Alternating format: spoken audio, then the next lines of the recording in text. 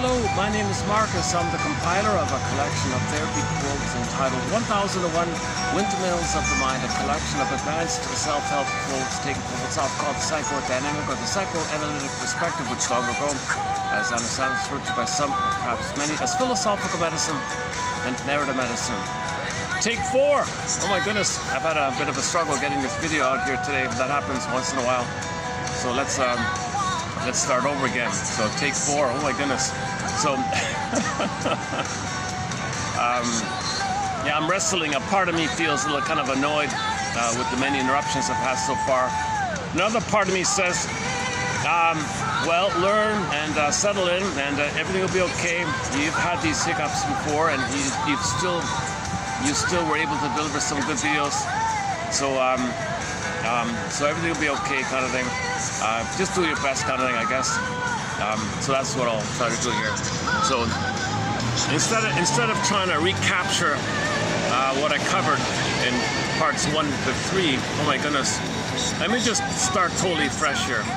All right, in this video here, I want to experiment with a phrase that's basically synonymous with oral fixation, oral trauma, pre-oedipal trauma, narcissism, or any kind of trauma, developmental trauma, okay, arrested development, stunted development. So symbiotic trauma kind of captures more specifically what we're dealing with here. Primary dependency, also known as symbiosis. Babies are in a state of symbiotic oneness to the mother, blissful oneness. In the womb, it's blissful oneness, symbiotic. Babies need that to continue, called primary dependency or symbiotic. And the mother functions as a symbiotic object for the baby, a self-object for the baby. Okay, that's a symbiotic thing. So this is like a social interpersonal womb that kind of continues. So yes, they're biologically born, but we're talking about psychological, emotional sense of self-birth, psychological birth. First, he's got to go through some kind of developmental process. So the part 1 is a continuation of the womb. Yeah, outer version, land world version, where the two are one, mother infant dual unity. So that's the symbiotic stage, non-differentiation, undifferentiation, union mystica, participation mystique, and so on. So babies need this primary dependency called primary symbiosis, primary dependent, because he wouldn't make it on his own. Now, the thing is, he gets motor skills around 4 to 5 months, so he can walk, crawl, that kind of thing. So the idea of him thinking the mother belongs to him, the part of him, one with him, kind of disperses to the world. That's called the world's my oyster phase. So up until 18 months, the baby has new powers and skills. He can walk, crawl, hop, skip, jump, run. He's excited with his new skills. But he's still kind of one with the mother, but the mother disperses, the world's the mother, so he's one with the mother, one with the world, world's my oyster. So during this kind of up until 18 months, he's still in a kind of mainly symbiotic stage because he wouldn't make it on his own, right? Like a 1-year-old probably wouldn't make it on their own. They're still totally dependent on the mother. That's called the primary symbiotic dependency. Now, of course, this is also synonymously known as the oral stage up until 18 months. So it's mainly a two-person psychology, mother and baby. Okay, it's so that's called pre-oedipal because Oedipal means triangle, love triangle. When the father steps into the picture and teaches the child a world outside of the mother, the father is uniquely qualified to teach the child about the world outside the world of the mother. Now, the world of the mother is a oneness, symbiotic. But there is a world out there, and he's got to have a sense of self to navigate the world. The father is uniquely qualified for that. The father's not the mother. The father can't, do what the mother should have done if she failed. By the way, a lot of problems take place. And this is what they mean by the myth, Oedipus myth. If the mother fails and turns to the father can't do it, there's a complication. That is,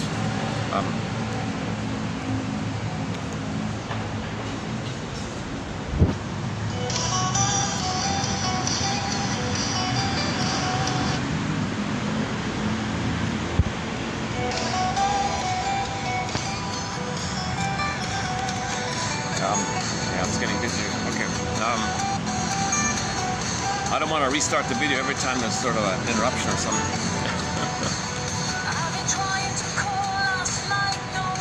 It's pretty rare. Most of the videos for the past couple of years have been just one take, just one straight take right through.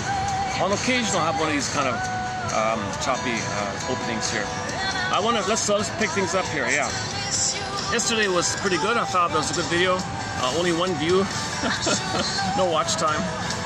But the shadow banning they're doing, they increased the ability of the algorithms to shadow ban stuff. So it's getting harder and harder for people to access or even find this channel. It's amazing. It's really sad. It's good stuff here. We're posting 10 quotes on average with the 90-10 rule, whereby 1 out of 10 quotes will be of interest. Promote that curiosity, promote that ability to now know and piece together, storyize, narrativized, and then you can feel following that. And now you have a new schema where you understand yourself and you can be in the present. So this whole idea, make the unconscious conscious idea. And conscious is sort of the healing intermediary factor. Nature heals, but the conscious is kind of needed. It's kind of waiting for us. So we have all sorts of theories recently by Bruce Ecker, Barnett and his wife Forrest, Joseph Barnett and Tess Forrest, excellent material. A little bit from that Levinson guy, not too much. So they recently covered. Okay, now I want to do Stephen Johnson's take on the idea of conceptualizing or thinking about arrested development as a symbiotic thing. Okay.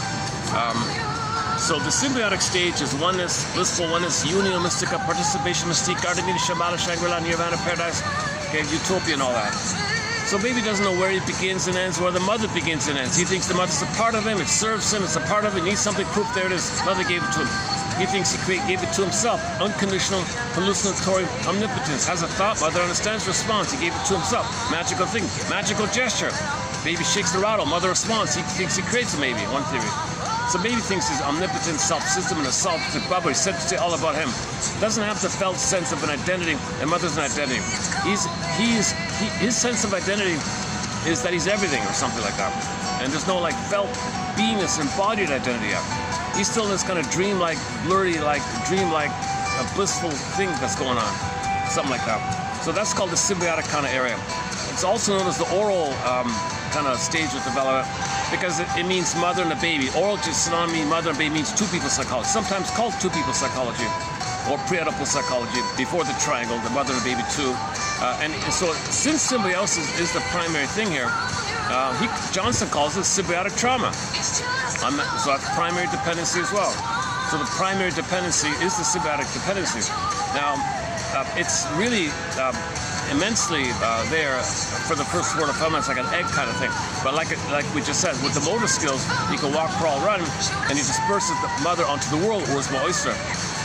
So he's still center stage, all about him like that. So that symbiotic thing is still kind of going on, although now post 4 to 5 months to 18 months, he's kind of practicing, so-called practicing, starting to differentiate, starting to get a sense of I, not I. Him as a person, mother's a person, and just practicing. He's still in the symbiotic orbit. It's a transitional thing. And then at 18 months, assuming everything's okay, mother didn't hurt him during that time, he got those needs met, then he enters into the famous rapprochement phase, where now he kind of gets I, not I, but who am I, really? Now he wants to individuate and practice what's his gifts, what's his interest, what's his unique, what's his agency, what can he do, like how can he express what's unique about him? So now he's kind of an explorer, trial and error, what is he like? We're famous rapprochement phase. He'll run around, look, see if he likes something, and mother's still around to provide the safety and still that necessary kind of like a level of safety, but he's kind of halfway out, so to speak. So he's explorer. Now voyage you seek out forth to find yourself. He freaks out, runs to mother. He kind of feels safe, tries again. Okay, mother does what's called communicative matching, little improv, little teaching. But mainly the father steps in now. Now the triangle issue. Now the father is uniquely qualified to teach a kid more about the world outside the mother. So if the mother's there, she makes sure, the mother makes sure she doesn't feel any kind of separation anxiety if the child knows himself. So she says, okay, nature's greatest miracle, you are who you are. I look forward to getting to know who you are, kind of thing. Never in all of history was there anyone just like you. So she has Freud and pleasure in life, and the child finding his identity and self-agency. So, because some mothers sabotage the child's efforts because she wants to maintain the symbiotic needs on her end. So that's the key thing here with that. So for more on that point, narcissism is read with Master James F. Master, one of our mentors. Okay, so during the famous rapprochement phase, he runs around, tries out things, freaks out, touches home base. Mother says, "You're safe. I'm here. Everything's okay. Look what I found. Cool. Improv, matches with the child's level of understanding." So the child's learning this way. Now the father's more active now. "Hey, Dad, look at this. Yeah, cool. I can teach you something. Cool. Here's some more. Cool." And he's starting to experiment what he likes. Age 4, he has a kind of a quote-unquote birth, like psychological birth, or sense of self-birth, or sense identity birth. Now he knows who he is, what he likes. Now he has that kind of psychological birth. So the biological birth, we get it, but from birth to 4, it's roughly this process, developmental process, psychological, emotional process to find a sense of self, embodiment, and soul, and all the capacities of the real self, which I discussed in the first takes. Oh my God, look, in the first, okay, can you do me a favor? Read Masterson's book, The Search for the Real Self. He's got a chapter in there called The Capacities of the Real Self. So when you have your sense of self, your embodiment, your feminine, your beingness, your embodiment, your vital self, your core self, you feel real alive self, if from that kind of place you have a core I, that I allows you to have I feel empathy, I feel sorry, I feel regret, I admit a loss, I feel pleasure and joy, I express what's unique about me. I'm connected with myself and I can express that. That's your feminine, masculine, doing. Feel, being, affect, express, apprehension, comprehension, sensing, syntax. Okay, you have this kind of moon, sun, okay, yin-yang idea. So that's experiential knowing. You're kind of doing from the feelings, so it's a warmness, the radiance of feeling real alive from your mammal, like from the mammal, like the embodiment, called embodiment and soulmate, like that. That's what you want. And from that kind of place, the core capacity is called companionate love, person-to-person relating, mutual relating. Okay, you, like yesterday, you said, what's good for the marriage? And you both grow under the umbrella of what's good for the marriage, and you identify what's good for the two of you. And you don't have this competition of recreating the past, hoping to get the primary needs that were not met in the past, finding somebody who reminds them of it, recreate in the present, new version of the past, hoping to get, he's doing it, she's doing it, he didn't get the symbiote, she didn't get the symbiote. Now you're battling for control, who's going to play the mother for each other. You're not doing that anymore. You've got an identity. It's more about expressing and creativity and expression and reclaiming more and learning how to be more creative in yourself like that. So there's an I already. She has an I, he has an I. And the we is called interdependency, called secondary dependency. Secondary dependency is more about the expression of yourself through the marriage like that. But in primary dependency, the symbiotic issue, with his phrase, you're still unfinished, unresolved. Find somebody who reminds you of the past. See if you can redo if you can redo in the present, new version of the past to get a proper past. Because the baby needs the proper secure attachment style, a secure attachment to get its primary symbiotic needs met, so it's good to develop from to have the I to get into mutual relating to secondary dependence. So he wants to get out of the symbiotic thing. So your identity is when you're out of the symbiosis. So you don't really have an identity if the symbiotic issue we're talking about the memory where the mother, if the mother uses the child, he can't leave it.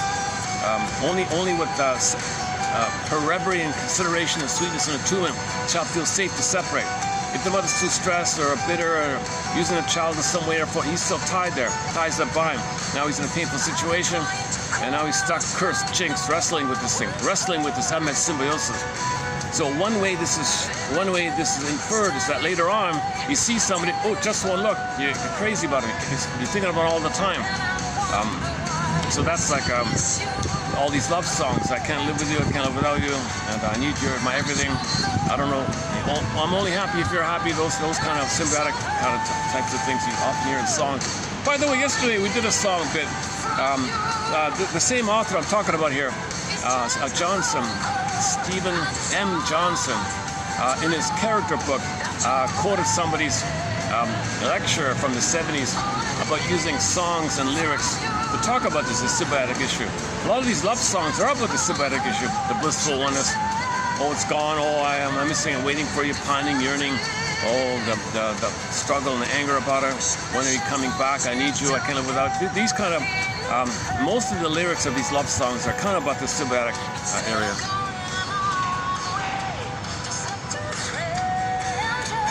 Okay, I feel like I'm picking up to where I was in parts 1 to 3 here.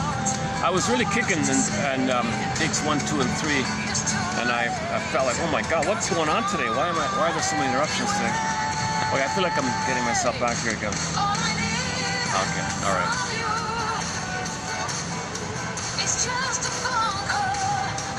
I'm just noticing the cranes over there.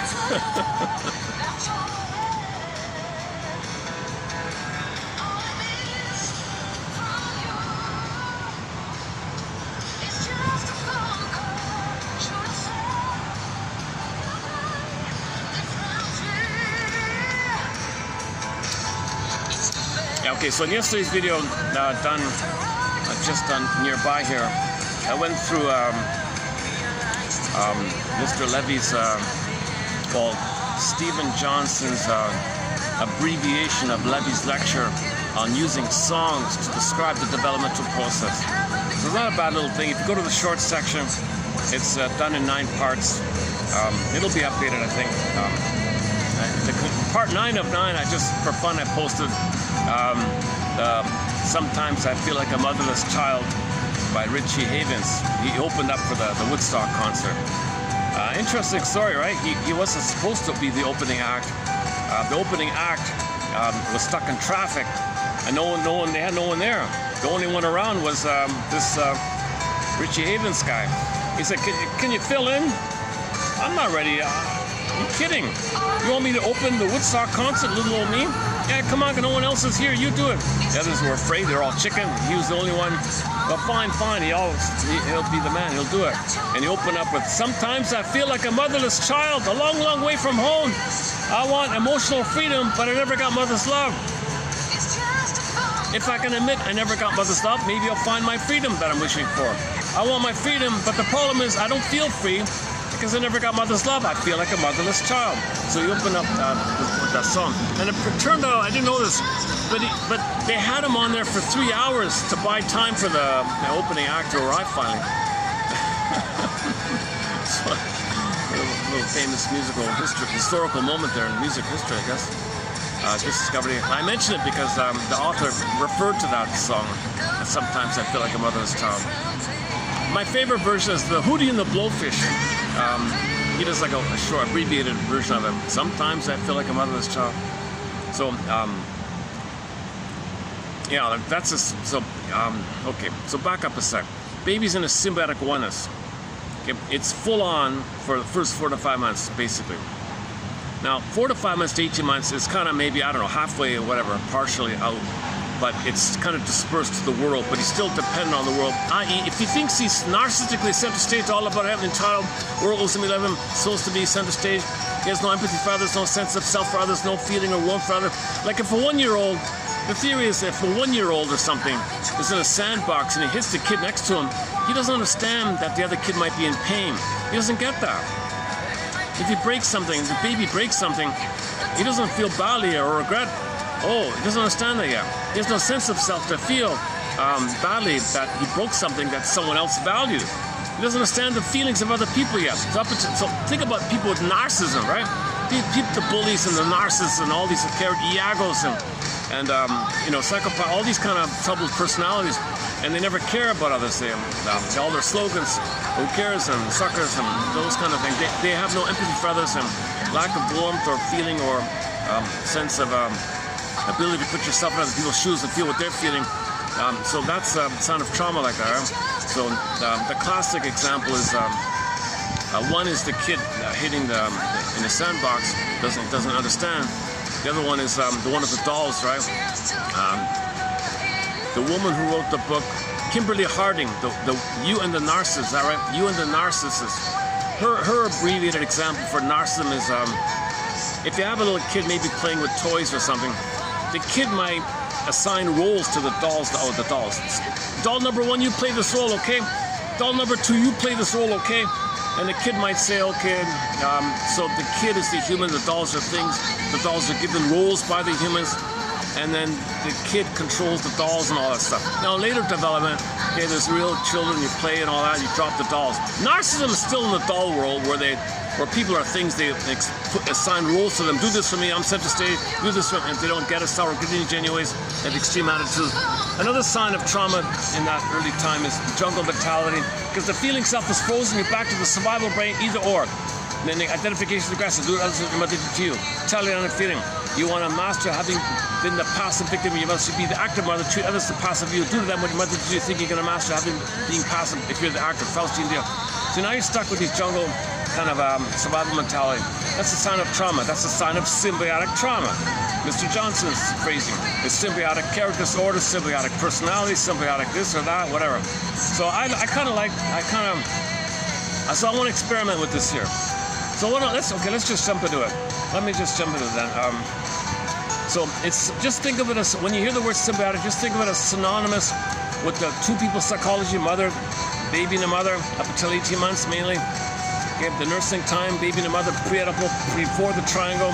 Okay, the primary dependency of the rhythm of the bristle, the rhythm of safety, the nursing, baby and the mother, that this kind of area. Yes, it disperses to the world a little bit up until 18 months, and the father might be out a little bit. But it's still kind of mother-centered like that. And then it's more father-centered post 18 months, so-called triangle issue. Now, if there's a problem with the mother, and the father's supposed to do what the mother should do, now you got the Oedipus complex. Now he's married inside, psychological incest, and now he's got the symbiotic issue. You see, the symbiotic issue, the Oedipus complex is the symbiotic issue, because they didn't get out of the oneness, that quote-unquote marriage inside. Myths are metaphors for inner dynamics. They're symbols for inner psychology, memories. The memories, he's still symbiotic. Self-representation fused with the mother, other representations, kind of one like that. And things are split and fragmented, flip-flop, and House of Mirrors, Hall of Mirror. So now he's being very angry, very entitled, and he's going to do a lot of defensive things. Number one, he'll look for symbolic mother. Doesn't work. He'll shame others the way he was shamed. He feels entitled, he's angry, and he got all these different personality patterns.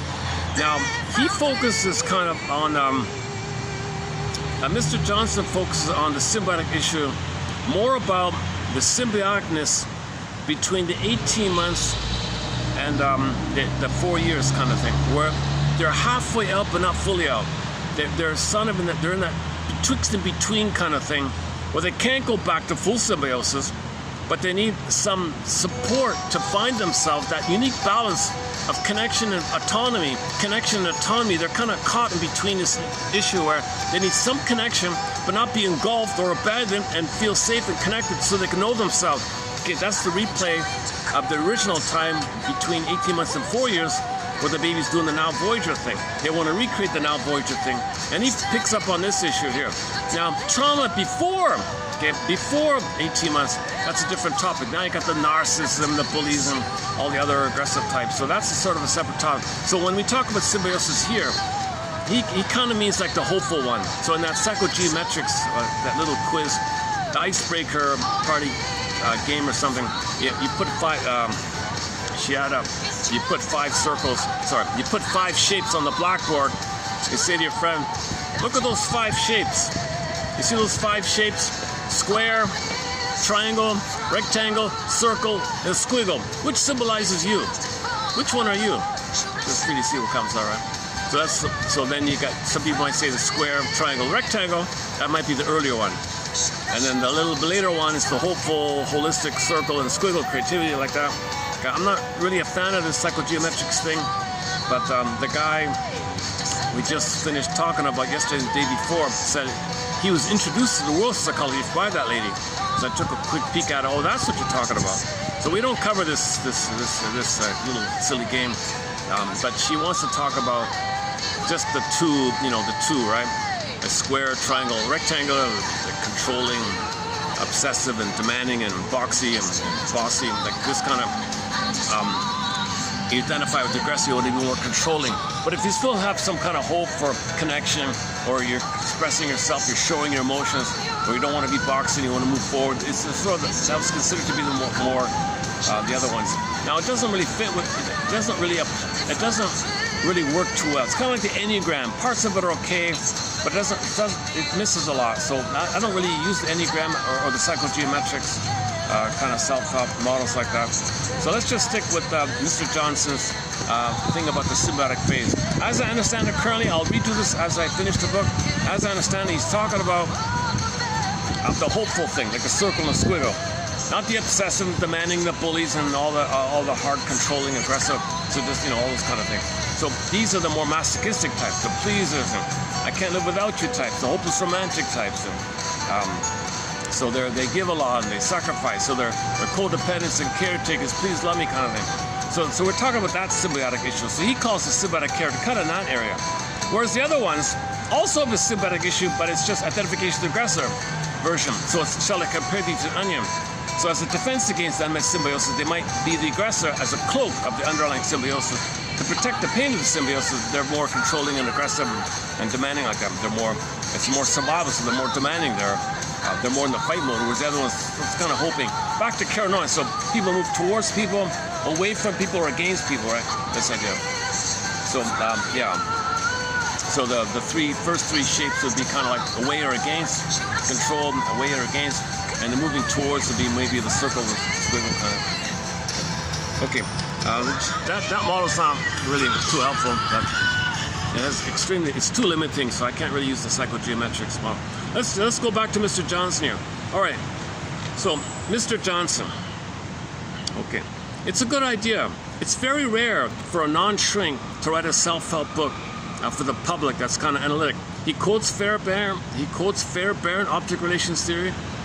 He's familiar with it. So he's one of the rare birds, like PhD psychology birds, that's wrote something helpful. Most PhD in psychology, forget it. We don't have any. I want to find something practical kind of thing. Okay, let me do his little. Here's a bit of like a quiz kind of thing. If any of these pathological beliefs or script decisions or traumatic script, so you create existential beliefs about yourself, your script, how to win love, like your model in life or what you believe, assumptions, or like if this, that'll happen, if I'm happy, mother will punish, if these kind of pathological beliefs. So let me jump to the conclusion. Here's the conclusion of a 3310 here. Let me jump to the end here. Quote, okay, if any of these kind of ring a bell, if any of these following sentences in the area of beliefs or scripts kind of relate, you may consider it as it being related to unmet primary symbiotic needs, unmet primary dependency needs, unmet narcissistic needs. Okay? And that means in relationships you feel entitled, it's all about you, okay? And you might have developed, what are the stinger personality patterns? Or if it's post 18 months, what are the clinger types? So here we go, okay. A little overlap here. Okay, number one, quote. So the lady says, darling, I'm nothing without you. Okay, number two, gee, oh my God, you're engulfing me. You're kind of swallowing up here.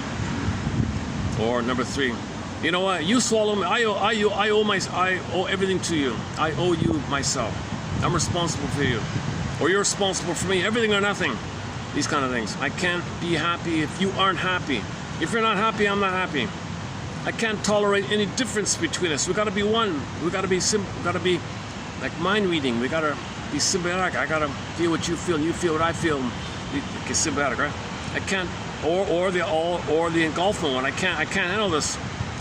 I can't tolerate any kind of closeness. So it's defense against your need for symbiosis. You might detach and do the turtle thing. My happiness, success, survival will hurt you, or is at your expense. Okay. So if you think, and you're in a symbiotic state, if the baby and the mother are one, and the mother is using the baby for her symbiotic, and the child, she thinks she's going to perish. The child, mother, don't worry, I'll be here for you. You can engulf me, you can stuck me in the tar pit of the negative symbiosis, feel safe. So the child's taking care of the mother. Or normally, if the mother's not around, the child's going to perish. So the child would perish if the mother's not there. So the codependent, oh, if I'm not taking care of you, you're gonna suffer too much. So I gotta be here for you. You gotta be here for me because I'll suffer too much. So there's an immense amount of separation anxiety, an immense amount of fear of abandonment, and an immense amount of the engulfment one. It's just over the top. It's like, it's just like the Siamese twins one. I remember I used to go to a shop. Yeah, I remember this.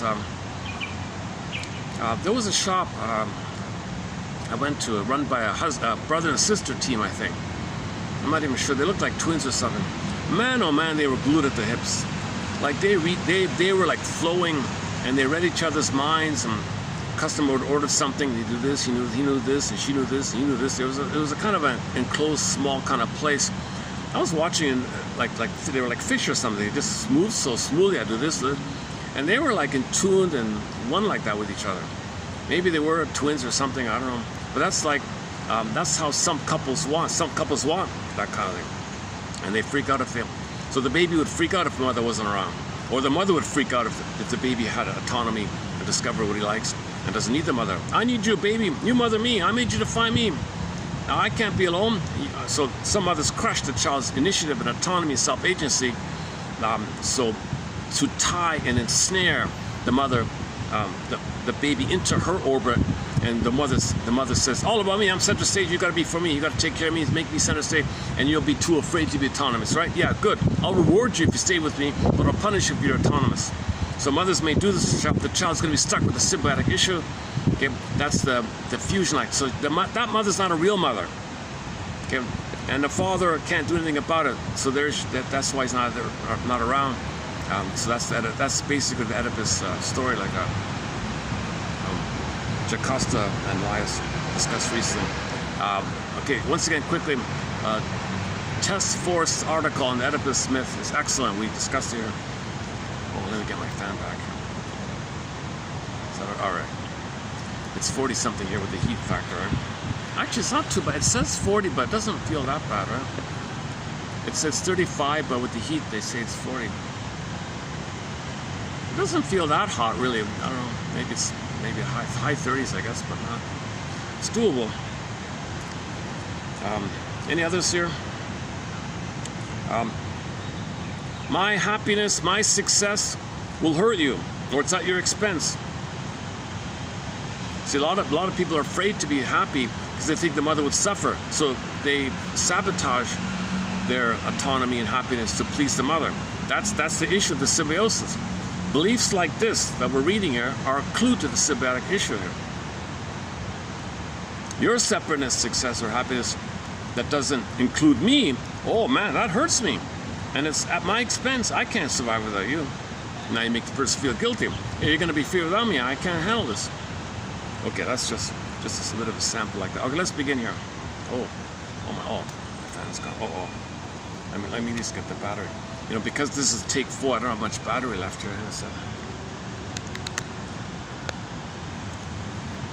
Would you believe it took almost 40 minutes to get this video started? Let's see, how are we doing? 40%. Look at that, eh? I've already used half my battery. All right. Okay. You're gonna see me drenched in sweat here in a few minutes, but okay. Mr. Johnson says he often has to say to his clients, okay, so if you're dysfunctional, he says it's a symbiotic issue. You're afraid to be yourself. You're afraid to be autonomous. That's a symbiotic issue. That's his way of conceptualizing things. If you're afraid to be yourself, if you're afraid of real self-activation, because your mother's going to abandon you, that's a symbiotic issue. Or mother's going to punish you, you feel guilty. Mother says I made you to find me, you can't be yourself. I'm in too much pain if you're happy. Okay, mother. So later on, you try to be yourself. Mother in pain, I can't do it because you internalize these things. You go by a map in your mind. You record all these original interactions, and it becomes imprints becomes blueprints and stencils and schemas and templates, and this is what's driving you, and you're going by these things. And you recreate the very thing that caused it, hoping magically you'll get a better path. But anyways, you're stuck in this loop called Kliklos, mindless repetition. Santayana, he called it the loop, or it's simply called Sisyphus and Tantalus, and repetition, compulsion to repeat. So you repeat the trauma, hoping to get a better path. Okay, and it doesn't work. And the repetition can take various forms. Okay, you can look for symbolic mother, it fails. You can cast others the role of you and treat them how you were treated, make it a magic gesture, hoping to master the trauma of having been a passive victim mother by being the active Faustian deal, Talion. It doesn't work. You want to show up the mother, tell the world what your mother did to you, and there's a few other little examples like that. So you're stuck in the tar pit, tar pit, and you're sticky, you're trying to get out. It's unresolved. You're trying to get out, you're trying to break free. He called it, one guy calls it like this, what was it? Somebody called it like the rubber fence or something, I forgot. Like they can never leave mother. There's a rubber, like just outside the house, there's a rubber fence that can't break free. It's a tar pit, again with the tar pit idea. He calls it the rubber fence around the house. So in your mind, you want to break free from your mother. You want to leave this thing with the mother, this relationship with the mother. But there's a rubber fence there. It's so hard, right?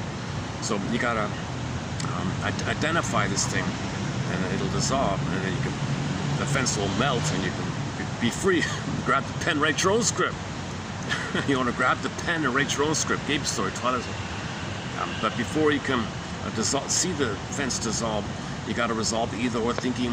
Okay, face this false belief and all these pathological beliefs. You're not guilty. You don't owe your mother. So, yeah. So one thing. Yeah. Here we go. Here's what he says. This is a pretty good. This is a very good summary. This sentence here, I think, pretty much summarizes the whole thing from his model here. All right. Mr. Johnson says that he very often finds himself saying to his clients, "Dear client, how are you today? Dear client," quote, "you already know this, but it's my job to tell you. You don't owe your life to your mother." Part 2 is, and number 2, the better part of your father really wants you to succeed. Yep. So again, you already know this, but it's my job to tell you, you don't owe your life to your mother.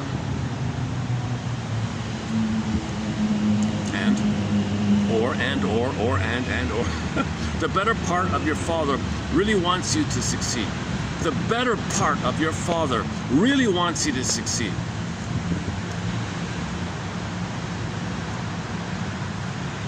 See, if the father didn't teach the child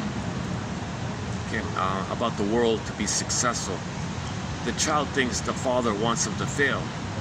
But there's some deep part of the father, the true, buried, undeveloped, unemerged self of the father, something undeveloped, something unemerged because he's traumatized. But it's lost, it's exiled, but somewhere in the father's psyche, somewhere deep in the forest, somewhere, even if it's locked in a cage or frozen or lost or exiled, more from the bird and flew away, something about the father wanted you to be happy. Okay, remember that. So there's something about your parents, both of your parents, that wants you to be happy. There's something about your mother and your father, even though you don't recognize them, but it's deep down in there in the psyche. So with Forrest, next stop, open the door, Twilight Zone, Behind the Mirror. Okay, band Mystery. The classic rock band Mystery is a song called Behind the Mirror. Okay, next stop, open the door, Beyond Sight. Limited only by your imagination, Beyond Sight and Sound. Next stop, okay, Twilight, primary imitation. Myth, spirit, forest. So in the forest, in these stories, magical places, deep down, there's a core authenticity of your parents. They don't know it. You never saw it in them. They never showed it. They're angry because they don't have it. But deep down, your father wanted you to be happy, and even with your mother. Deep, it's probably even deeper with the mother. Women seem to have a greater trauma, it seems. Women have a harder time separated from the mother because of the same gender kind of thing. That's the theory. And a lot of mothers find it easier to control the daughter because if it's a boy, a lot of mothers say, "Oh, I want you to be He-Man and fight with the world," so they're a little freer like that. That's what they mean by the envy. It just means some daughter said, "I wish I were a boy, I had more freedom." That's nothing to do about the physical. So I'm not talking about breast envy, womb envy, I'm talking the other one. It doesn't mean that. It just means some girls might say, "Gee, my brother is kind of more free. I wish I were a boy then." That's all that phrase means. And not to take it too seriously like that. Just cool. To me, like power to separate, power to break free. So because some mothers say, "Boy, I have a mission for you. I want you to be a rebel for my cause." When I cried for mother's love, she ignored me. "You be a He-Man, you be Lou Ferrigno, and fight with the world. That's my mother. And tell my mother, your grandmother, to love me. And your anger will be stronger, more clear, more I have a better chance of getting my mother's love if you be a he-man and tell my grandmother, sorry, your grandmother, my mother, to love me. So be a he-man, because she's operating from the theater of the mind, unconscious, template, right? So she overlays the template to the world and sees the world as the mother who ignored her. Son, be a he-man, tell my mother to love me. So the sons have a little more freedom like that. So daughters say, hey, I wish I were a boy like that. And if the daughter's a girl, if the mother's a daughter, she thinks she's going to give herself the oneness. Daughter, you play me, I'll control you. That's me giving myself the symbol. My mother, I'm not you, I want to be free. No, I got to give myself somebody else. You play the role of me, I control you, so I'm giving myself. So there's the daughter's stuck, more stuck in the tar pit. Okay, the daughters have a tighter symbiotic thing like that. So it seems to me then the daughter's soul is even further in exile. It's further, deep down in the forest, right? It's go I know not whither kind of thing. But it's there, it's there. Even the mother who's traumatized by her mother still has a soul, it was just exiled. Every time a baby's traumatized, the soul gets exiled. That's what the myth's about, the fairy tale's about. Okay, Snow White's in a coma, Rapunzel's in a tower, Miss Court gets yanked down. Okay, Iron John with the golden ball locked in a cage. By the way, where's the key in that story? So Iron John's your vital self, your embodiment, your full aliveness and animation. And then the golden balls, the radiance of feelings. I feel their friends. So Iron John's your eye, your core eye, your real eye, your vital eye. The golden ball is the radiance of feeling. So Iron John, the golden ball are locked in a cage in the story. Where's the key? All right, where's the key? It's under mother's pillow. Dark, unknown, head on the pillow. Underneath means unconscious, symbol for the unconscious. She doesn't even know. So will she give you the key? No. Robert Bly says you got to get the key. You got to put your mother on the couch, understand the situation, and then you can get the key. Okay, this point is emphasized in a Twilight Zone episode called One More Pall Bearer, and the closing narration of another Twilight Zone episode called One Life Furnished in Early Emotional Poverty. Those two episodes, and then go to Gabe's story about grabbing the pen, write your own script. Gabe grabbed the pen and wrote his own script. These things happen in the Twilight Zone. In the show. Just reminding you it's a show. But you can grab the pen, write your own script. Okay, that's the birth. That's where you're experimenting with what you like, and you have your interest and curiosity, which you express, called meaning path of the heart when you express like that. But in the symbiotic thing, you don't get a chance for that.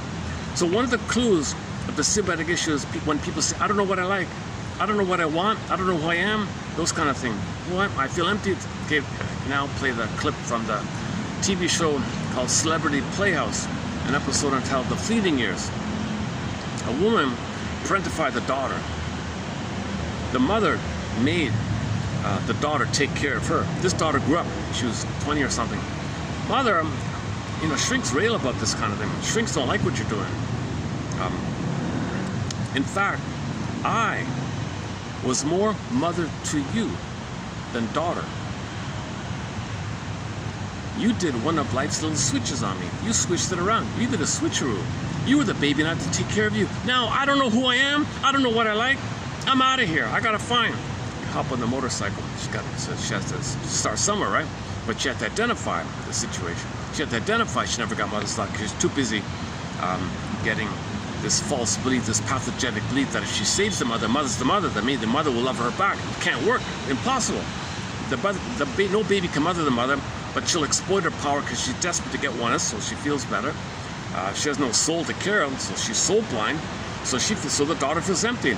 Mother, our relationship, mother, is one of life's little switches. I was more mother to you than daughter, and I have no idea what I like. I don't know who I am. I can't have a relationship. I have unmet oneness. I had never had a mother. So that's a key thing like that. So this, back to the symbiosis. So again, it's Mr. Professor. Is he a professor? I don't know much about him. There's no information about him other than he wrote those books, really. No articles. But anyways, it's pretty good. He left a great legacy. There are the two books in the 90s, the symbiotic one and the character one in particular, are excellent. The earlier ones, maybe it's just starting out kind of. You already know this, but it's my job to tell you. You don't owe your life to your mother.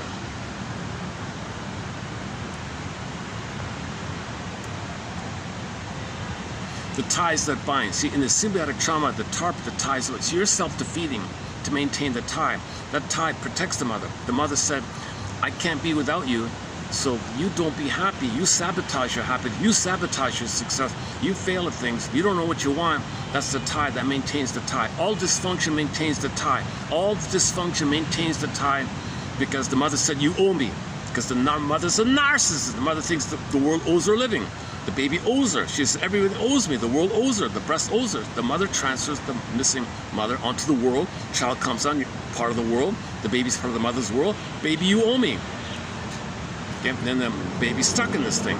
Now the shrink has to intervene and says, look, dear client, how are you today?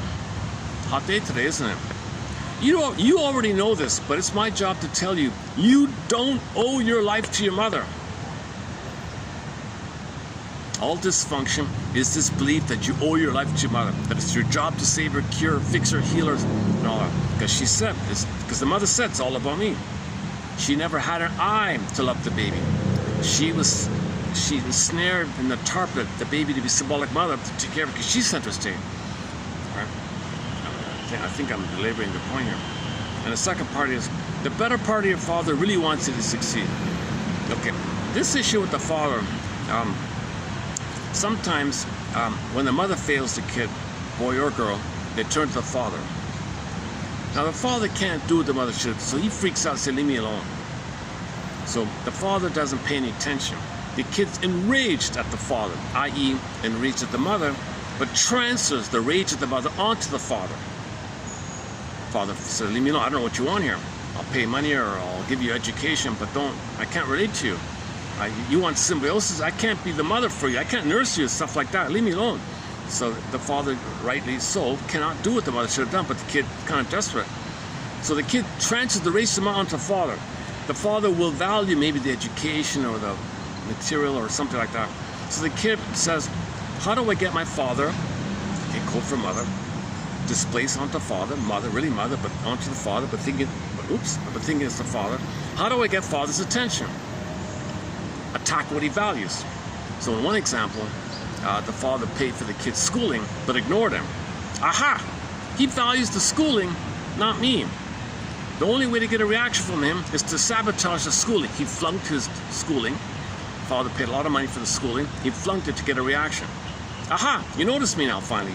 First time you ever talked to me. You only cared about, I attacked what you value. You didn't value me, you only valued the schooling. So this is called a firework revenge idea. So again, the shrink has to say, the counselor has to say, look, before you sabotage your degree, there is a part of your father. There is a better part of your father that wants you to succeed. Let's see. All right, next one here. The essence of the symbiotic ideology. I love this. The shrinks are always talking about the ideology. Masterson does that. The ideology, the source, the cause. The essence of the symbiotic ideology, okay, is the natural attempts at separation.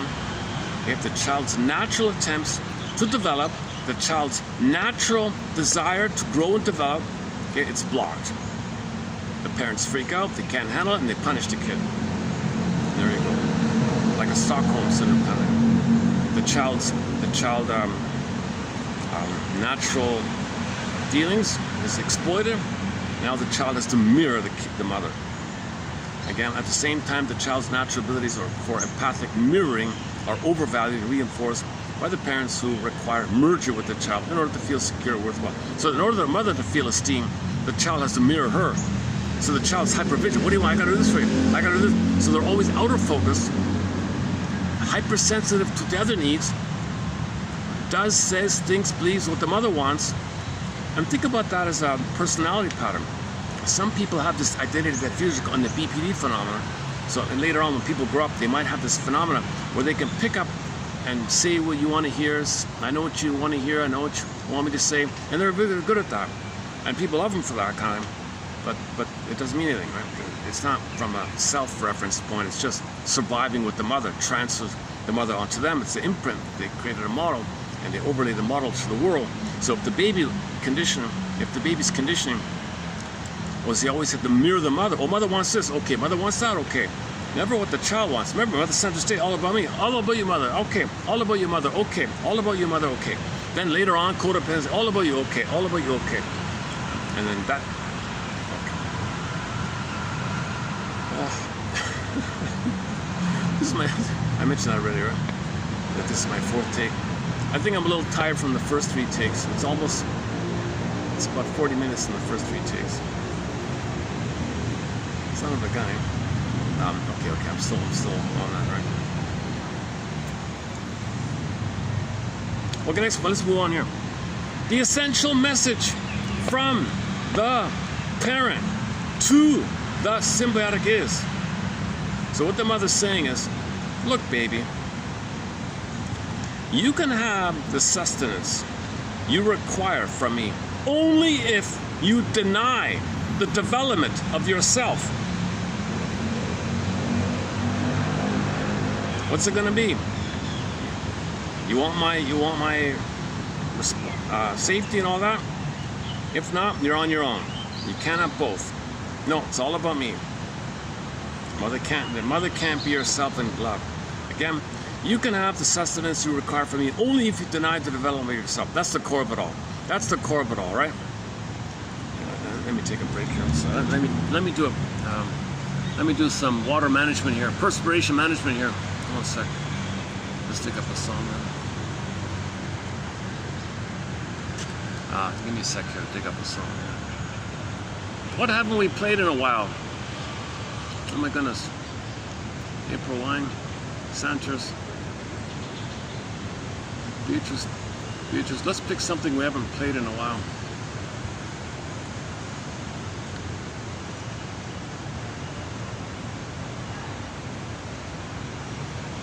Wild Horses. Oh, what about Gabrielle? Cold Silver Moment. Hang on. Constant Tourist. Hang on. I love you, Gabe. Oh, okay, let's play Ili Sapi.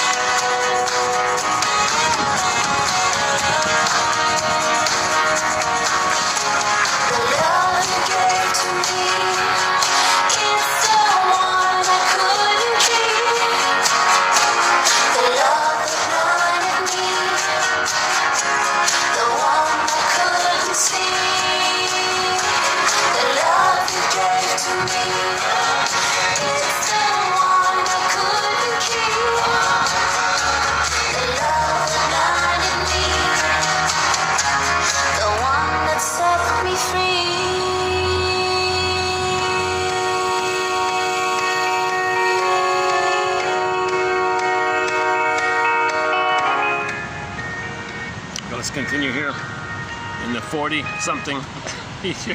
No fan. All right.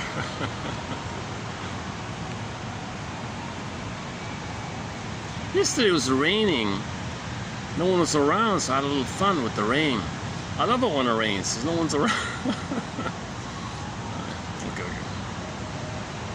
Okay, so we're doing the preview of 3310.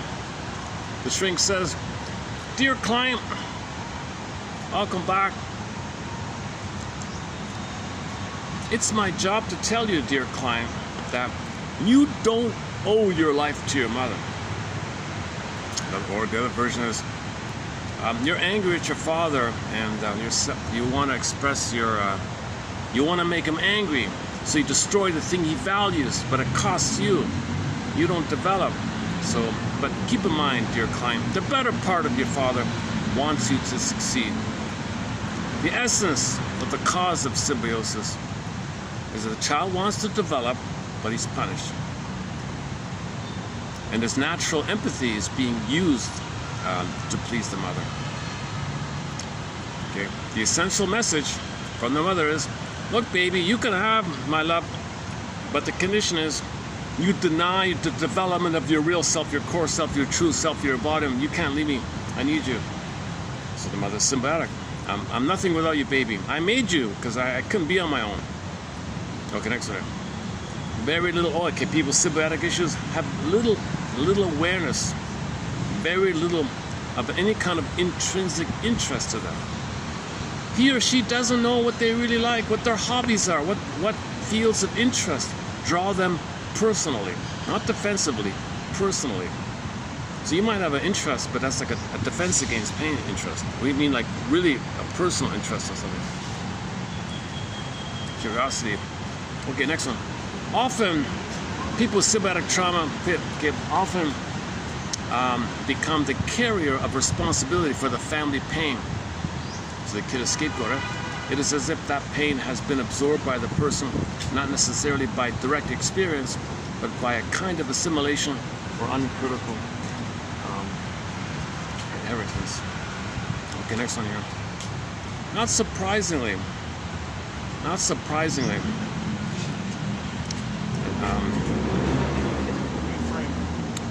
okay, not surprising. The symbiotic issue. It's not surprising that the symbiotic characterological issue is so often found in those who compulsively overeat. Okay, so many people with oral trauma, it's not just eating, it's smoking, drinking, gambling, promiscuity, that's all symbiotic stuff. Anybody with oral fixation, due to weaning trauma, okay, it's going to be in this area. So even the alcoholic has a symbiotic issue. The alcoholic, the gambler, anybody addicted or dependent on activities or substances or greed or mania, this is all symbiotics. But in the area of food, including the area of food, compulsively the overeaters, the emotional overeaters, this kind of incorporation soothes, fills a void, and often serves to blot out uncomfortable affects, obviating the necessity for some kind of discipline in one's social intellectual life, a discipline that is all the harder due to the history of deficient support for individuation and overindulgence of dependency. So see, this thing about having discipline, if the father's around teaching you stuff, he shows you this, how to fix this or how to do this thing, shows you his skills, you have some kind of discipline and patience to apply to your interests. Okay, next one here. Symbiosis is related to what shrinks often call incorporation, what he calls incorporative introjection. Okay, so in general, internalization, taken there. In general, the jargon internalization. Internalization, that process by which what is outside the self is taken in and made one's own. See, if the mother soothes you and you internalize it, you have in your mind what's called the soothing interject, the internalized good object, the holding interject, right?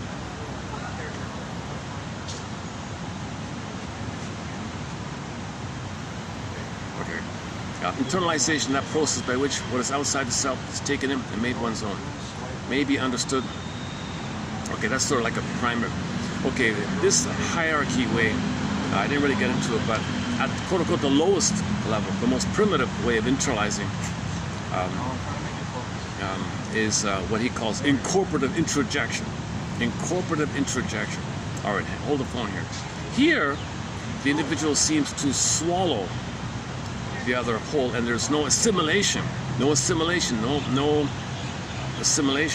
of the other into the self. There is no quote unquote digestive process by which, or metabolizing, mentalizing, no kind of working as a party. It's just gulp, like a, it's just there. Okay, hang on. There is no digestive process by which what is outside is transformed into what is inside. The incorporative introjection is in some way similar to the cohesion, Mr. Kohut here. We don't have many quotes from Mr. Kohut. But anyways, similar to his concept of merger transfers, in which the individual sees the other as literally a part of himself, failing to differentiate or perceive realistic boundaries. That's not helpful, right? Okay, let's check out this Kohut reference here. Every time this name Kohut comes up, things get muddled. Okay, next one here. So here's this is the helpful part here. In describing this, I'm often reminded of the picture I once saw of a snake that had just swallowed a rabbit. So take the image of a snake that swallows the rabbit. Prior to the snake's digestive processes going to work on the rabbit, poor rabbit, crunched up, eaten. My God. The snake no longer looks like a snake, but rather an odd configuration of snake and rabbit. Okay, in the psychoanalytic literature, this is often referred to as an unassimilated interject. An unassimilated interject. So if your mother is rejecting and you internalize that, you can't work with it, you can't understand it or process it, it's just there all the time. It's just incorporated, it's there, it's like you're cursed, you're jinxed, something possessing, something, get it out of me kind of idea, right? So that's the mother complex, right? Louise von Franz had that with that Little Prince story, right? How'd it go again? Oh, how'd it go again? The snake, similar to his one, the snake ate. I forgot how it went. Okay. There's a similar, von Franz has a similar metaphor.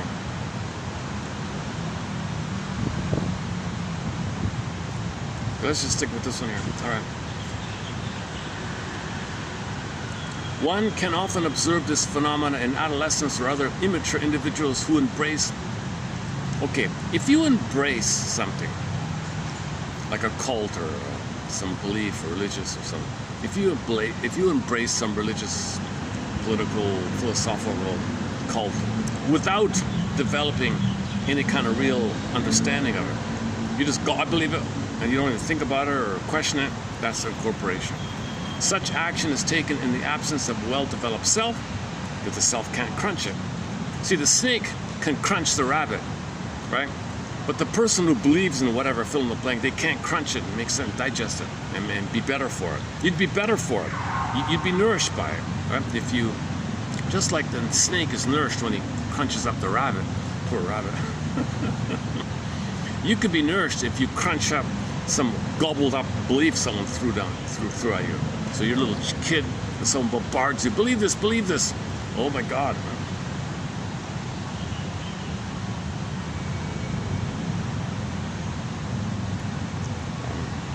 Okay, such action is taken in the absence, because there is no self to gobble it up. You've got no self. Such action is taken in the absence of well-developed self, and the incorporative interjection shores up a defective self. Now okay, so the snake that can't eat the rabbit, that rabbit being there shores him up.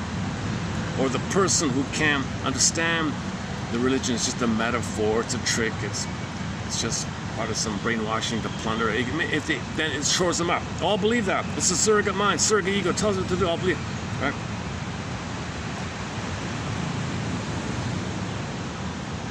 Yeah, okay, that's not a bad one. Let's do that again. Where are we here? Yeah, let me do a take 2 here, and just take 4. Internalization. That process by which what is outside the self is taken in and made one's own. in the most archaic, initial, quote-unquote, lowest level of this, there is what he calls incorporative introjection, or incorporation. Here, the person seems to swallow the whole thing, but there's no assimilation to make it a part of you. There is no digestive process by which what is outside is transformed into what is inside. Like, you're not making it a part of you. You're not really assimilating. You're not being rich. You're not taking any kind of benefits from it. So the snake that gobbles up the rabbit, and he can't crunch the rabbit, and it holds them together.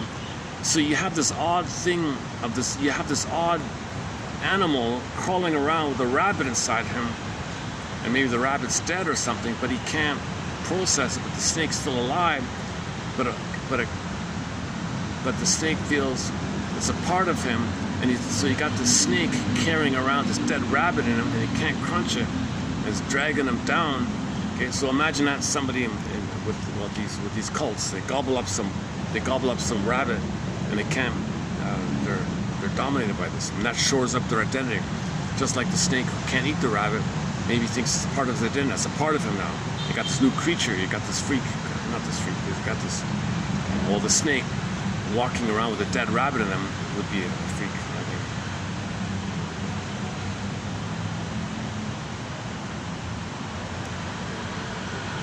A symptom of trauma. A symptom of symbiotic trauma. If somebody's a fanatic, it's okay to plunder the planet for a quick buck. Whoa, that's the dead rabbit and the snake kind of thing. Like you're not. It's a freak. It's a freak. We're freaks to destroy the planet for a quick buck. We're freaks doing this. We're homo traumicus. We're homo freaked outicus. Okay, yeah. Today's so busy here today. What is it with today? Why is today's Wednesday, right? Yesterday was nice and peaceful here. Okay.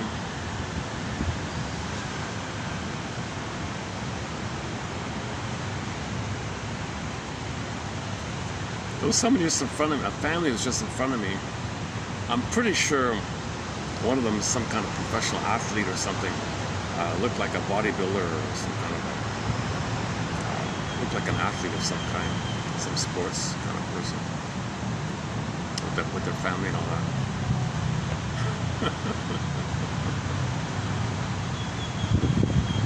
Oh, what's behind me?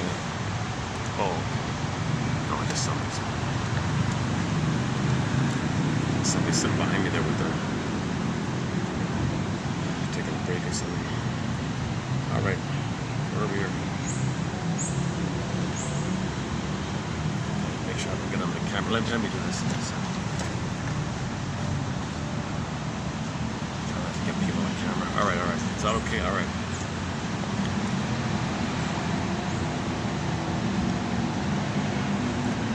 All right.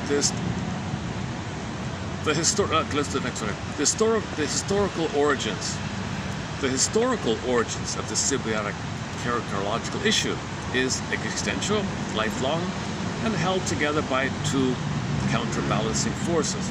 Okay. So another way to think about the etiology, okay, is there is two things going on. The need for autonomy and self-expression and involvement with the wider world, but the need for mother. The strong and innate pull of the interpersonal matrix, one with the mother, symbiotic issue. If you didn't get your symbiotic, it's magnetic. If you didn't get your symbiotic needs met, you're looking around the world, who can I be stuck with? Like two magnets. But that's part one. But we're designed also to be loved from that phase, to have an expression. And then in secondary dependence, you have somebody in your life who's autonomous, but you're connected, and you can be yourself, and they could be themselves, and there's the we marriage. Right? So they got these two things going on here. The strong and innate pull of the interpersonal matrix against the instinctual need of the individual for autonomy, self-expression, and involvement with the wider world. It is clear that what human beings want is to feel valued and secure in the matrix, and to venture out into a wider world to express the individuality. Okay, this is when the guy likes a girl. She says, I don't want you, but can we be friends? Right? Well, let's just be friends. Ouch, right?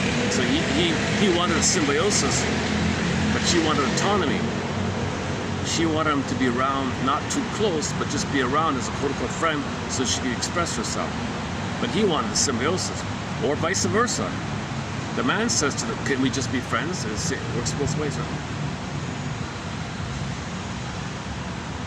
It is also clear that pathology results when the individual feels he has to choose between these two objectives and thereby deny an essential part of himself. Okay, so if you're forced into one or the other, there's a complication, right? Okay, let's go over to Italy here. Milan, let's go to Milan here. In Milan, a famous person over there by the name of Salvini, hyphenated name, Salvini Palazzoli. Okay, I tried to read this book. I couldn't follow all the mishmash. Family systems therapy. So they name all the members of the family, with the grand family and on the wife's side, the grandparents, and all the members there, and the cousins and the uncles and the kids. And each of those kids had a family. And each of them, this mishmash of hundreds of names. I couldn't follow it. I don't know why they did it that way. If you're careful and you can maybe write it down, you can follow it. But anyways, they tend to talk about these kind of things, right? Okay, Salvini Palazzoni from the Milan family therapy model, whatever, argues that the norm in more traditional agrarian cultures is to emphasize the family, the clan, the village. Okay, so in traditional societies, you might see this more of a family unit system, symbiotic connected unit, where nobody really is on their own kind of, because they all need each other. It's all systems. That's fine, right? Okay, and then in the industrial, in the big city and all that, then it's kind of like you're missing that, and now you're focusing on making money in the factory or whatever, resulting in a greater pursuit of the needs of the more autonomous self. In any case, either way, what we're looking for is balance. A balance is required, and when the individual feels he or she must forsake one pole to have the other, there will be problems. Yeah, yesterday he had the example of the city dweller. He got city burnout. Click. Went to the countryside off-grid for a few years. He had small town burnout. Click. Went back to the city. Big city burnout. Click. Small town. He didn't know how to do balance. He didn't know how to do a happy balance between city and rural, right? So it's just polar. You can't have either. You're meant to find some golden mean, the middle way. So in child development, you reach secondary dependence. You got a middle way. You got a we of the marriage.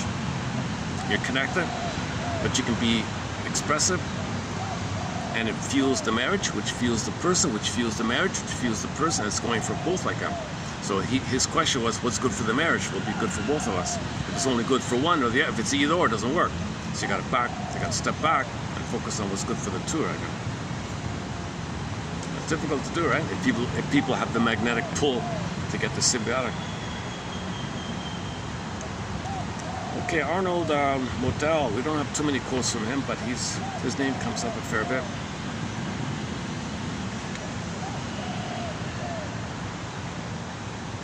Okay, Modell has described two kinds of guilt. Okay, so we're familiar with separation guilt.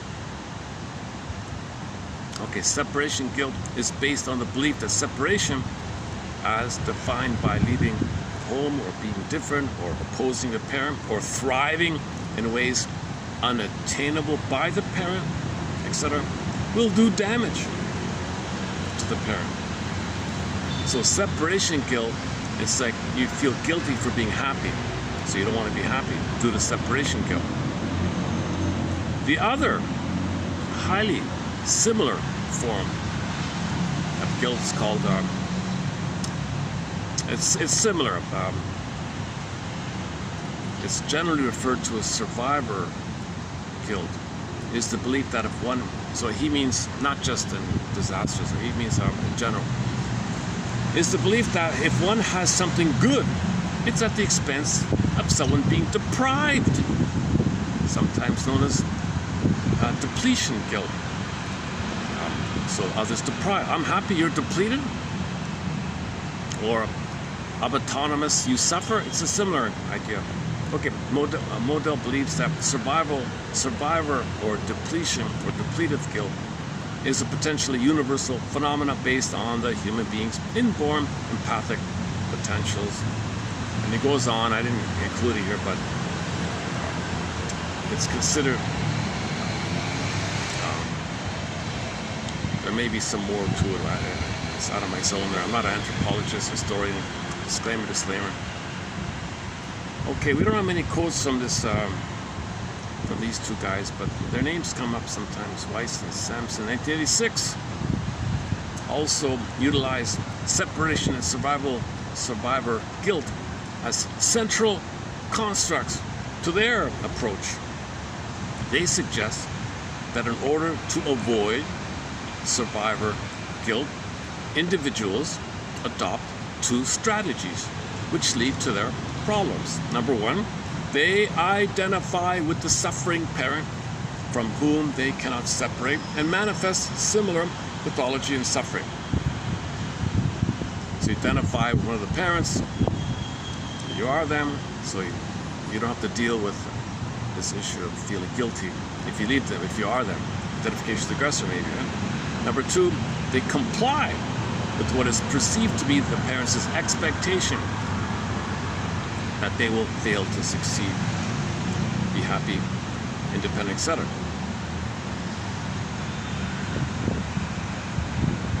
So if their mother doesn't want you to be happy, then you comply. Oh, you don't want me to be happy because you need me to take care of you. Okay. That's survivor guilt or depletion guilt or this guilt, separation guilt. We got to find a better name. None of these terms are too good. Maybe freedom guilt. I feel guilty. Happiness guilt.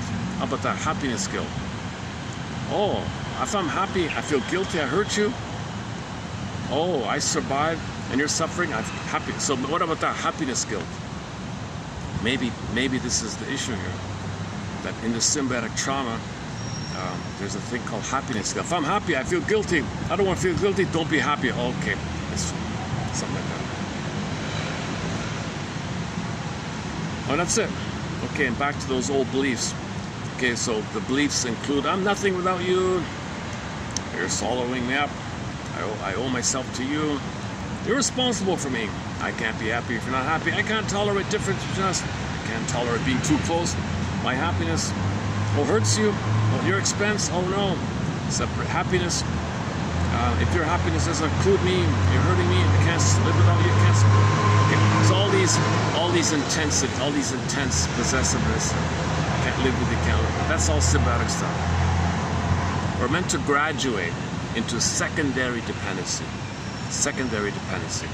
So yesterday wasn't bad. He said the couple, they asked themselves, is my wish or want or whatever good for the we, good for the marriage?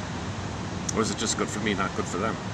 So you gotta brainstorm what's good for the couple, like what's good for the union of the what's good for the marriage. And then both win like that, both develop. That's secondary dependence. You both have an eye, you just gotta brainstorm to find out what's good for both, kind of thing. Versus what all these songs were about. No, primary, symbiotic, everything or nothing, constant craving, constant yearning, constant striving, love, hunger. Okay, Katie Lang, symbiosis.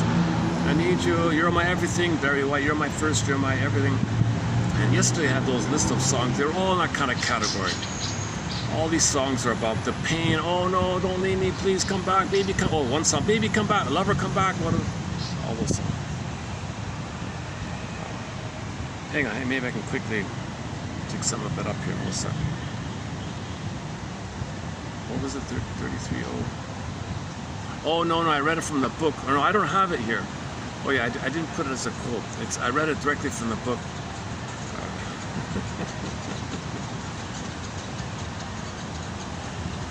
Maybe I can do.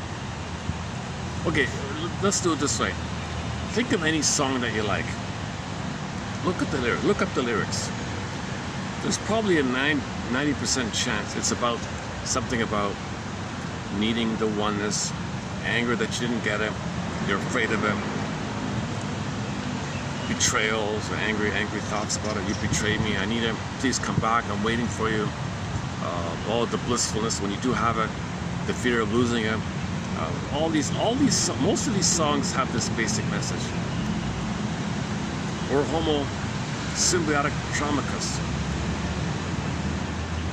This symbiotic trauma, and now you got to link it to 10,000 years ago when we discovered stuff. Chemistry, give me more. How do you get more? Pillage. How do you pillage?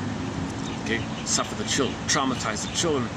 Then they'll do to the planet what was done to them. Now you're gobbling to get more of the chemistry. So we're destroying the planet. So that's a 50-hour topic about the transition from village to pillage, and then traumatizing the babies to be in that mode of doing onto the planet what was done to them. Doesn't work, do it again. Doesn't work, do it again. Doesn't work, do it again. Now we're eating up the planet as fast as we can, like that. Just an accident, mismanaged our discoveries. Some said don't get carried away like this. That's the indigenous people. They were attacked, of course. You're in the way. You're in the way of our plundering. Oh my God. So that's a step back. They were right all along. Indigenous people were right all along. Doesn't mean we go back to that kind of thing, but we've got to find a balance. We've got to find a balance of something sustainable.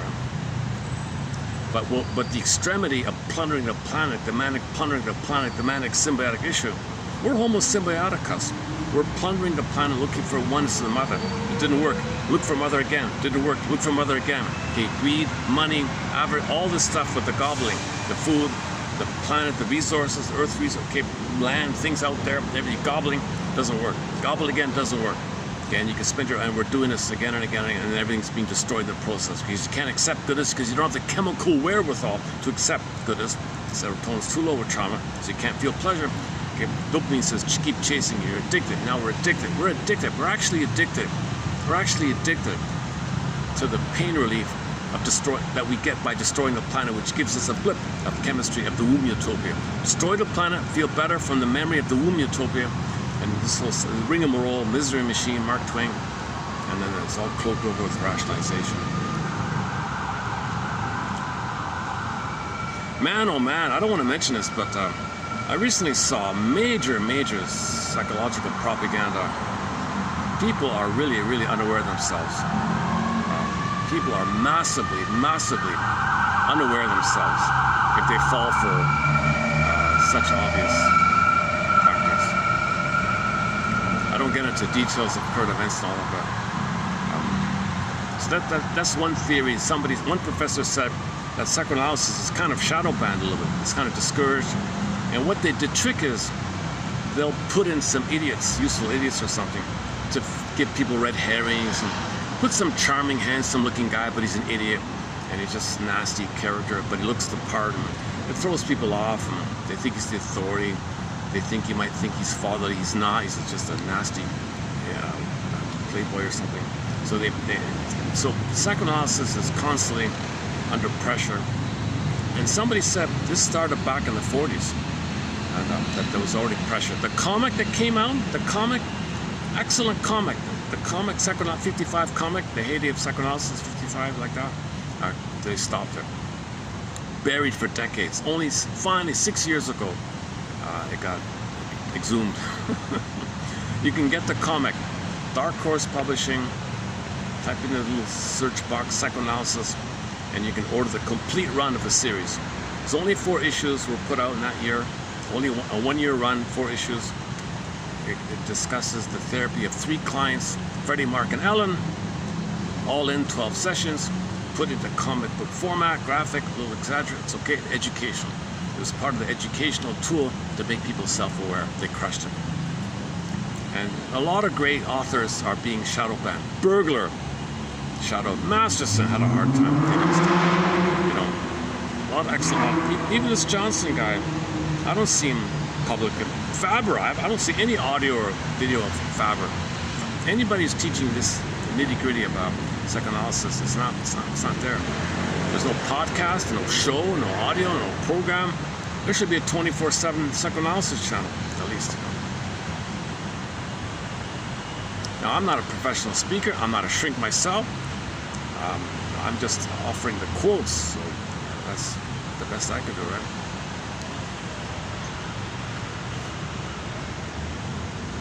Oh, the battery. Oh, Jesus, the battery. I gotta get the battery back. What happened here? Okay, well, let me plug this back in.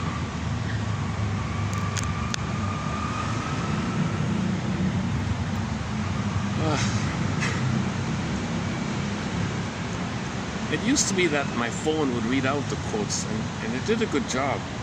On occasion, it works. Let's try it again. Let's see if it works. It begins with, "You already know this." See if it'll work.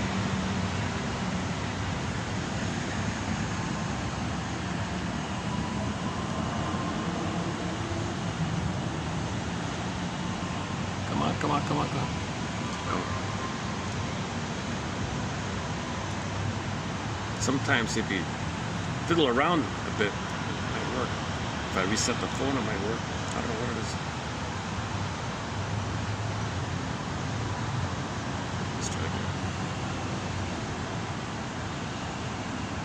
3210, play.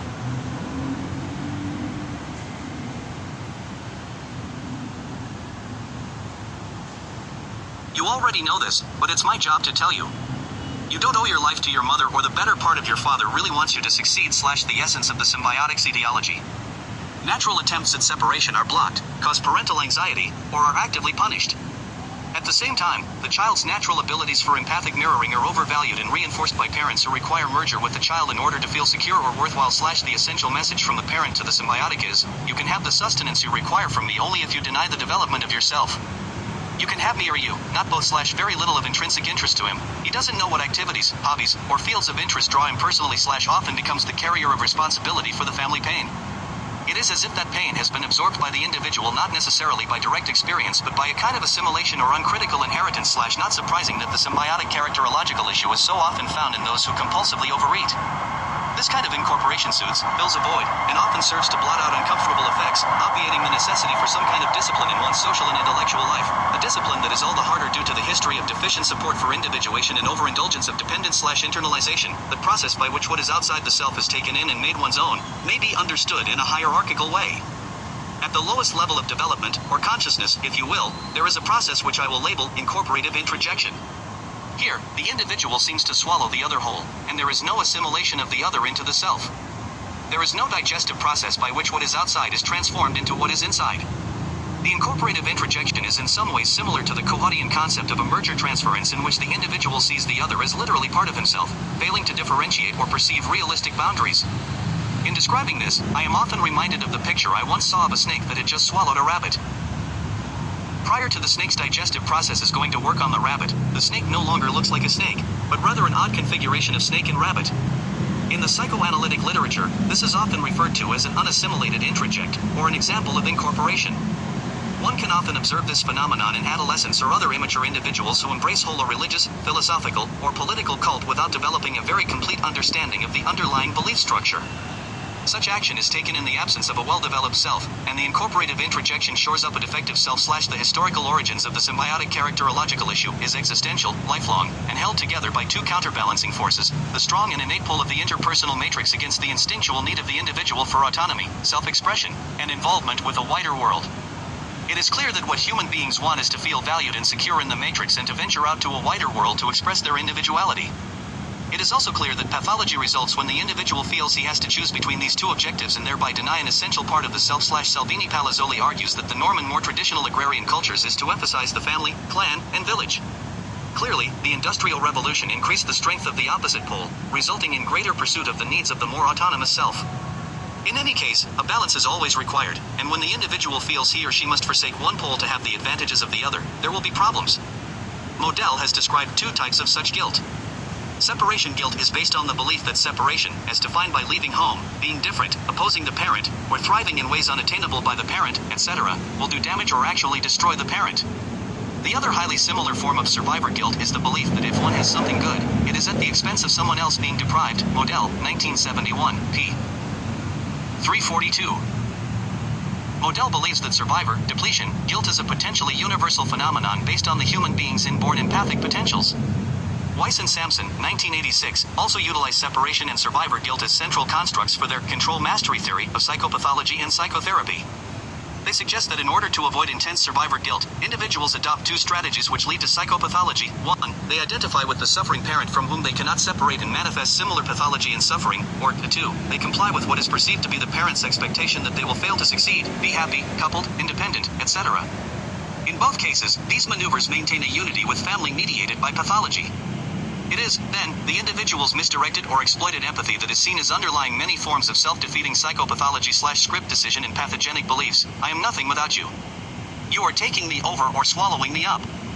I owe you myself. I am responsible for you, or you are responsible for me. I can't be happy if you aren't happy. I can't tolerate difference between us. I can't tolerate being too close. My happiness, success, survival will hurt you or is at your expense. Your separateness, success, or happiness that does not include me, hurts me and is gained at my expense. I can't survive without you. S. Johnson TQ 3310. Let's change up the voice. Let's do a second readout here. Now that it's working, hang on a second.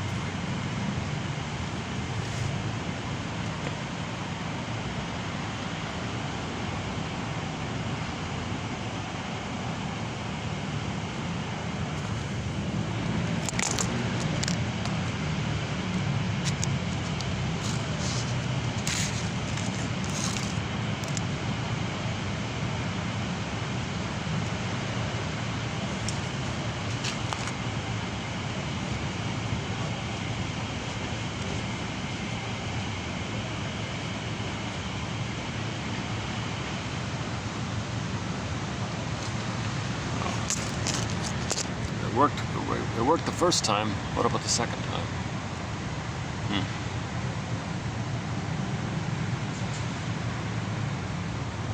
Alright, at least we got it one time. I changed the voice to female. Maybe that's what it is. Let's try it. Let's go back to the male one then.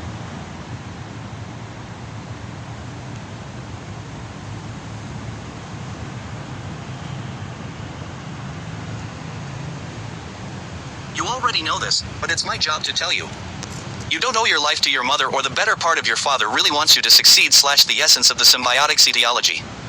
Natural attempts at separation are blocked, cause parental anxiety, or are actively punished.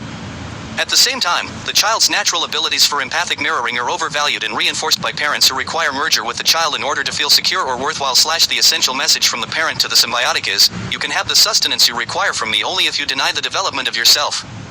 You can have me or you, not both / very little of intrinsic interest to him. He doesn't know what activities, hobbies, or fields of interest draw him personally / often becomes the carrier of responsibility for the family pain.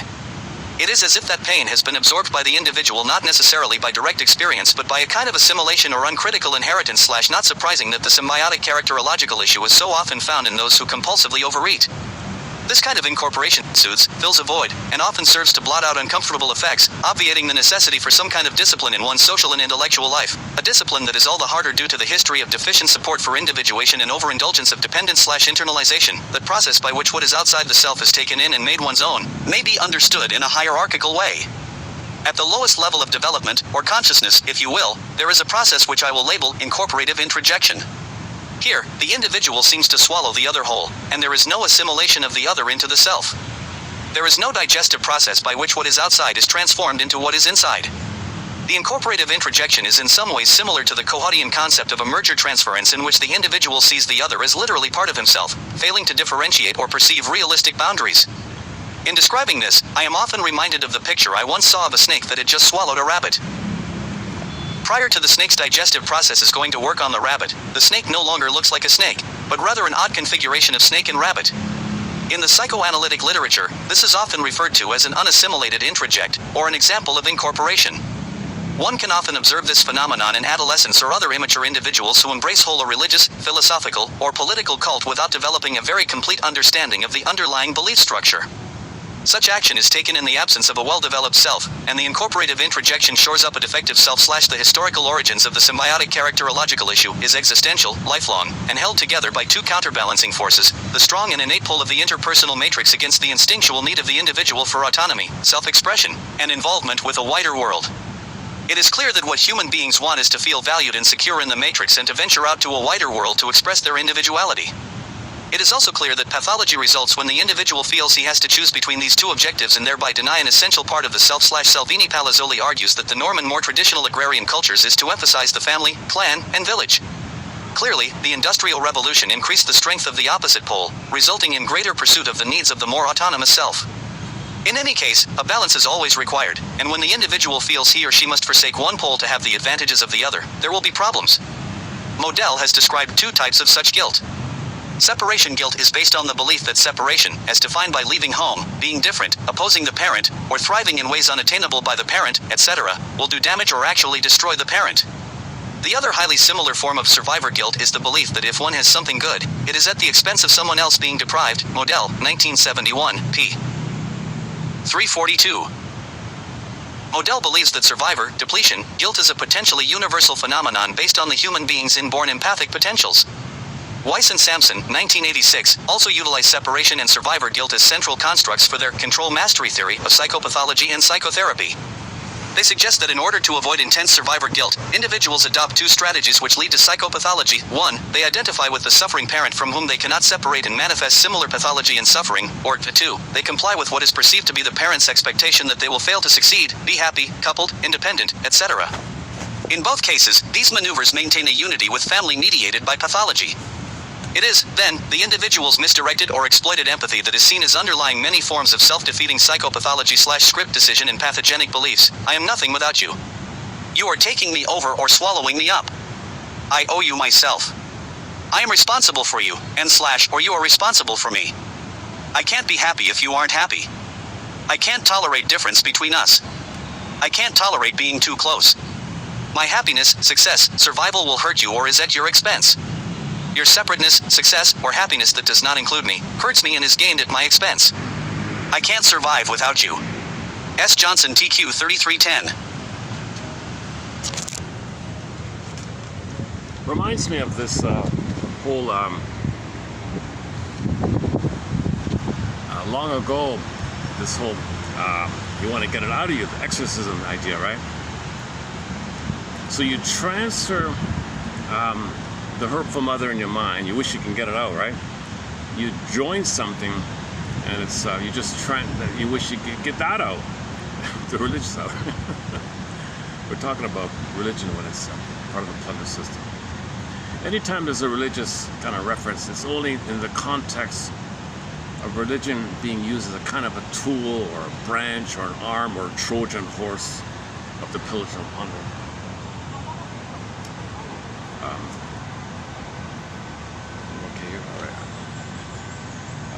That's another open door. It's a 50-hour topic like that. My goodness.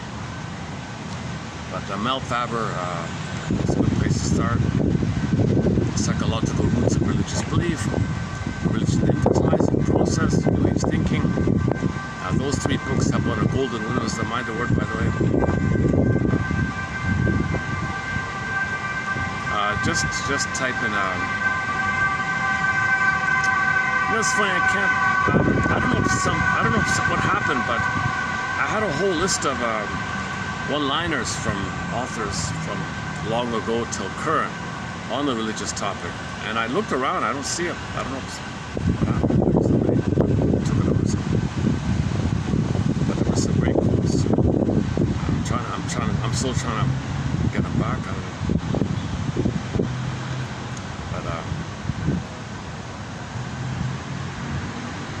My favorite one is Edgar Allan Poe. Oh, religion, my friend, is based on fear, greed, fraud, imagination and poetry. So one gambit of religion is if the baby's traumatized, you're looking for the good breast. Oh, I found it, it's in the sky. That just triggers when you had the oneness. Oh, you feel good, got triggered. See you next time, put money in the basket, come back for your fix. So it keeps the infantile out as you project the need for the good breast in the sky. But all it does is trigger when you had the oneness with your mother. So they're not telling you how to mourn not having mother. They're keeping you in the dependent state. That means you got a lot of rage at what happened, and that's bottled up. And another one was Mr. Albert Hubbard. It's the graft. We got a pool of angry people, man. Then you tell them, over there, unknown, bing, bing, bing. Okay. So the first unknown is that your rage around your unmet need, failed by your mother, it's a rage to the mother, it's a cry for love. Block turns in yourself, poof, monster of the id, unknown to you. So it's easily triggered up. Just say, unknown over there, unknown, bing, bing, first unknown. Now you're fighting with your own anger. You're actually fighting with your own anger, which is a cry for love. See how disturbed it is? That's part of the psychology of the plunder system. To fool people to fight with their own anger. But your anger is tied to the mother, so you're fighting with the mother. But anger to your mother is you're tied to the mother, so you're kind of sneakily trying to coerce your mother to love you by fighting with your anger. And the anger is an image in your mind. So poof, unknown, clicks this image. So you're fighting with innocent people thinking you're crying for mother's love. How does hurting other people win you mother's love back in the nursery? So this is psychotic stuff. So in the unconscious, it's all flip-floppy like that. So it's a huge topic like that.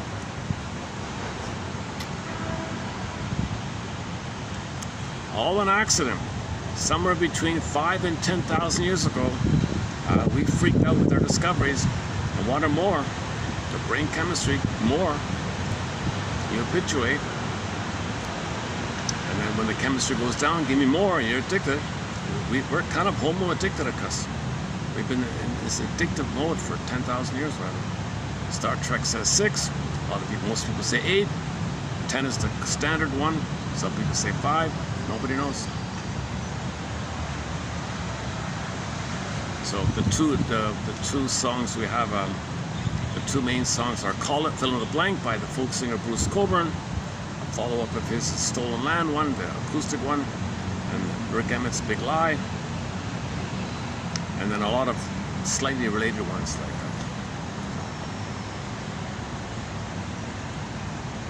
the propaganda one's called Delusion Rain by Mystery. They don't cover too much about it.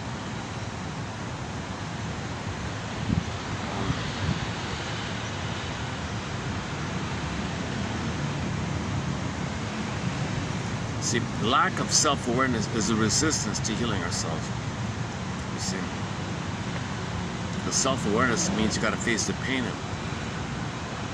So the way out of this is to sit in circles, one-to-one or circles or both. You got to do both.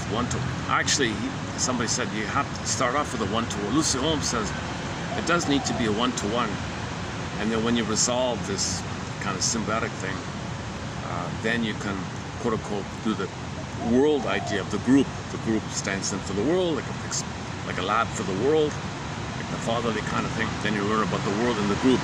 But if you're symbiotic, if you're primary, you can't do groups. You just hide in it. It just becomes a club, and people scapegoat either or. It doesn't work with the groups like that. So first you need one-on-one.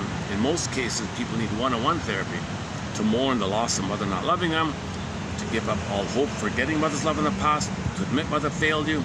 You need a certain safety with somebody to do that. And then you can learn about the world in the group idea, because you have some sense of identity. Rather than trying to get oneness through the group, it can't do it. But the group is a safe lab to learn about the world idea. Because you can relate to others in the group, and that can be applied to others later on. But if you can't even do that, then you need the one-to-one idea. That's Lucy Holmes made a big deal about this. First, got to do one-to-one in most cases. When you graduate out of that, okay, when you resolve the symbiotic, when you're more not getting your symbiotic needs met, i.e. give up hope for a better childhood past, You got to resolve either or thinking, a symptom of trauma. You can find both and. You got to face these pathogenic beliefs. If this, that happens, and this, that happens. All these. If I'm happy, mother punishes me. If I'm myself, I'm abandoned. No one loves me. You got to face these kind of existential beliefs that we create. You're not bad or guilty. You got to correct this nonsense. You're born to be loved, but mother fails you. You believe you're bad and unlovable defect because you're in pain because mother hurt you. But you got to see mother's good. So that's called the moral defense by Fairbairn, where you say, I'm not okay, mother's okay. Get this whole topic. So you got to update your beliefs. Just find both and. Okay, this is all labyrinth stuff, right? Behind the door, next stop. Okay, you need a lantern, you need a thread. For your association, that's a stream of consciousness. Disney film with the broccoli bowl. Dream interpretation gives you clues because you wake up. It's messages from your unconscious telling you about your patterns, telling you what you're trying to feel. It's trying to help you to feel what you. We repeat because we're trying to be able to feel what we couldn't have felt. So dreams are part of that. Ollie Russell says we repeat, hope for a better past. Part of it is, or the main part of it is, so we can actually feel. We're trying to be able to feel what we couldn't have felt. So when you wake up in the morning, you get a dream. It's like a letter from your unconscious self, your secret self, your double self, your hidden self, the one who walks with you, who's not like you, who is you. Someone's living my life and know nothing about him. Okay? Everything about you that don't know, called the double self, your double self. Okay? It sends you a letter. It sends you a letter. You wake up, whatever you remember at your bedside, make some notes, scratch down your notes. That's a letter from your soul. If your soul sends you a letter, don't you want to read it? Okay, so you take the little piece of paper, your note, and say to yourself, aha, my soul is telling me that it's like this in your soul today. It's like this in my soul today. Yes, it's like this in your soul today. Okay, mainly it's about the theme of the relational conflict, the theme of how you're related, how things failed and you got scared and woke up, things like that. There's different levels. There's your defensive situation. There's feeling better by getting your wishes met in a fantasy scenario. But nightmares might be facing deeper things. So it's trying to communicate to you like that. For your association, dream interpretation, looking for the pattern, when it began, and to see a now example of it. That's the 3-point interpretation idea. Okay, projection, everything about you that you don't know. You see others have it. It's a mirror to those within. That's reclaiming, resynthesizing, digesting something you couldn't digest. It's called shadow work. Okay, coaxing people to play a role of your past, hoping for a better past. That mechanism of coaxing is called projective identification. You want people to identify what you put onto them. You want to coax them to identify with. Now, they play a role. You play me, I play the mother. I'm going to replay. You cry for love. That's me crying for love. I hope I'll get my mother's love in the past if you do it for me. But wait a minute, I'll play the mother says no to you. It doesn't work, but you got to be aware of this. You're recreating to know your story. Memory repeating, working through. We don't remember, we recreate and attempt to remember. Experimental recollection, like I called it.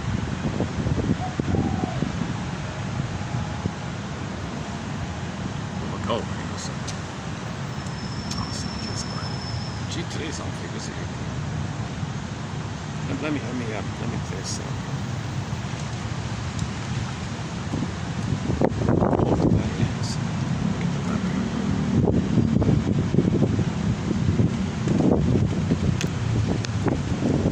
I'm so glad we got one of the readouts. We got a readout. No, I get it. There isn't much like open space. There aren't too many parks. You gotta take the SkyTrain for a while.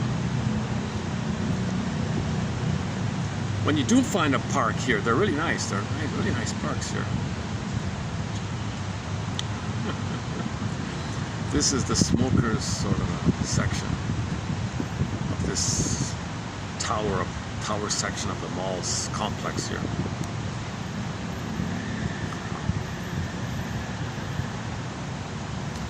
Most of this stuff is open at night, so in the daytime it's kind of quiet around here. But are they still there? What's still there? Oh, okay. Sometimes I'll be talking, there'll be people nearby eavesdropping. I don't mind, but if I notice it, I get distracted. It's on YouTube. But this is for people at midlife, by the way. This is for people at midlife, for people over 40 usually, when they realize something's missing, something's wrong. Well, it depends on the color. It's the quality of our feelings that determines the quality of our life. And the pin of the color flattens your feelings, so the quality of your life is kind of limited like that. So you want the pin to pop out, feel alive again. The rebirth motif, Firebird, Phoenix, Abreaction, Catharsis, Orbs, Disney film, Insetto. Nature does that. If you say thank you to your inner child of the past for coping, you're aware that you don't want the symptom, but you got to thank your unconscious for the symptom, because your symptom believes that the symptom were created by the unconscious by it, that something worse would happen, so thank you for adapting it.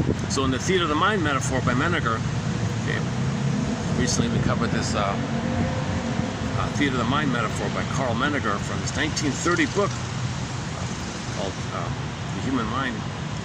So his take on it is you got a theater audience, that's everything's you, like everything's your psyche, everything's you.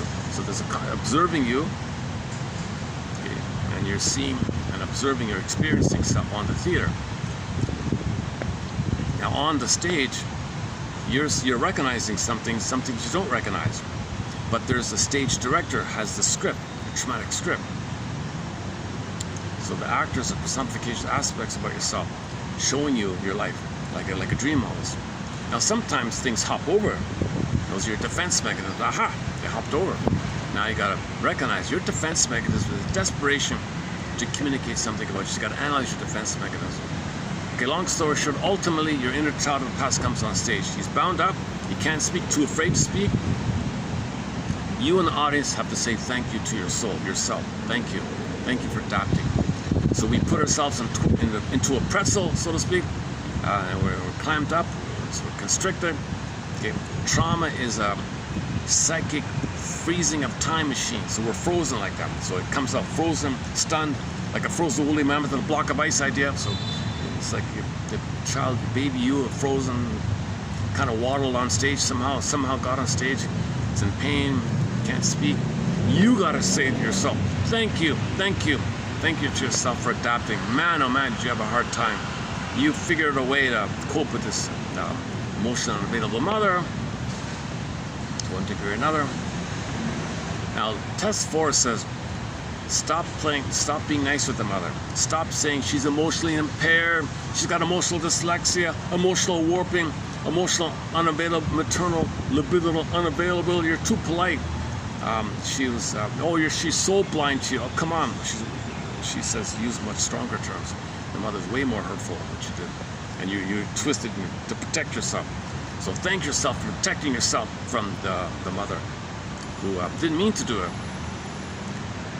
Didn't mean to do it, but that's what you do when mother hurts you and you're afraid and you're dealing with the traumatic target attachment where you're twisting yourself in a dysfunctional setup and you're tied there and you believe that this dysfunctional neuro-personal construct, mental construct, okay, psychic construct, okay, template, imprint, blueprint, map, model, schema, schemata, whatever, internal working theater, this defensive thing, that aggressive either-or thinking, that Italian, this oral fixation, coping ways, okay, projection, that reaction formation, flip-flopping, and lying, and all the things you lie, rationalization, and the incorporation idea.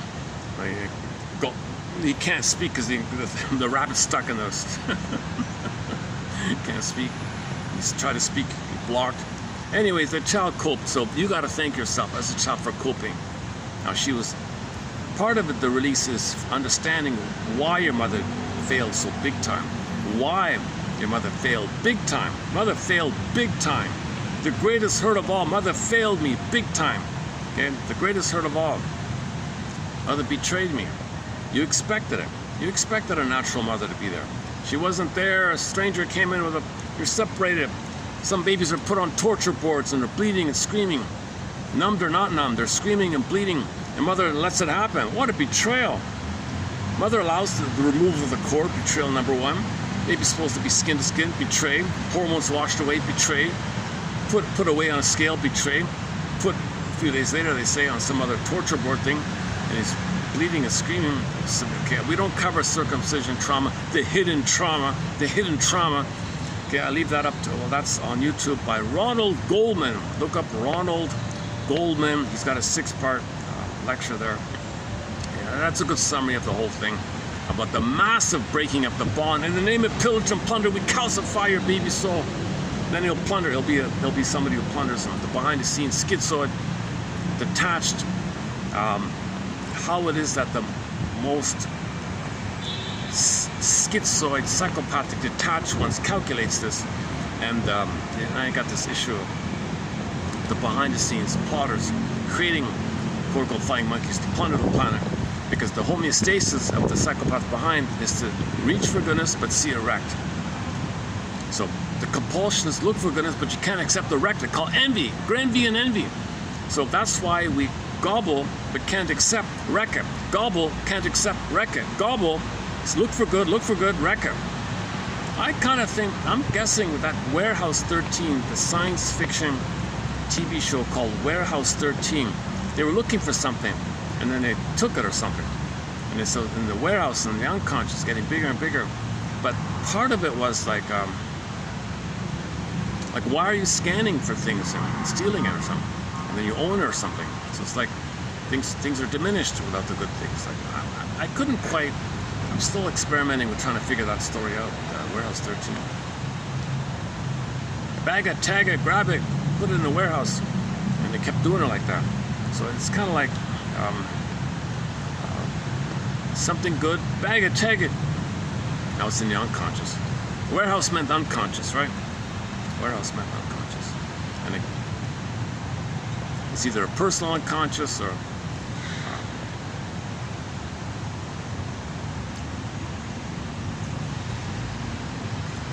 now, in order to do this, everybody's got a so your rage at your mother blocking him attacks you. Vampire squid in the mind, right?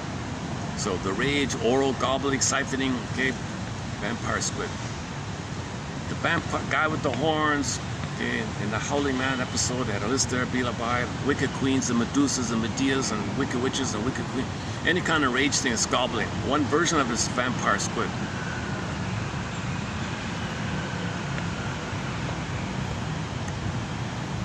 Siphoning you. So you project your soul onto the planet, identify with your own anger, which is linked to the mother, and destroying the planet.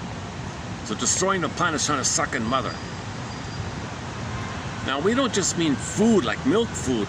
It's got to be a vibe with the mother, a warm tenderness, a warm nursing situation, like the warmth and cocoon-like rhythm, emotional, body to body, body to body. Emotions in the body, bodily commotions. Bodies have emotions. Body, mother, baby, mother, body to body, skin to skin. That's all broken with trauma. So he's left with the desperation, the vampire squid. Survival, greed, just don't think about others, just desperation. That's your image. The image in the mind of that is you feeling that. The baby feeling that has that image. So identify with that image. Project your soul onto the planet, and that fills it now for your mother, because your mother's loving voice should have been in there, but poof, it's not there. Vacuum. But your anger, the vampire squid, fills in for your mother's loving voice. So that's like a dream thing. That's your mother now. It's like a displacement. It's a stand-in for your mother. So that's kind of like your mother in effect. It's not, but mother's not there, but something filled in for mother, and you identify with the fill-in for the mother. So if you identify with the gobbling thing, okay, then the planet is going to siphon, just like it's siphoning you. So that's the idea of you are your own worst fill in the blank. Okay, play the song by the band Delirium. Can't you see? Can't you see? Can't you see? You are your own worst fill in the blank. Okay, the famous Pogo cartoon. It's within like that. Your anger's attacking yourself, because your anger attacking yourself with the image of a vampire squid. Okay, that's your cry for mother's love. It's your cry for mother's love. You hating yourself equals, put an equal sign there. Mother, I want your love. So things get twisted, right? So you identify with it.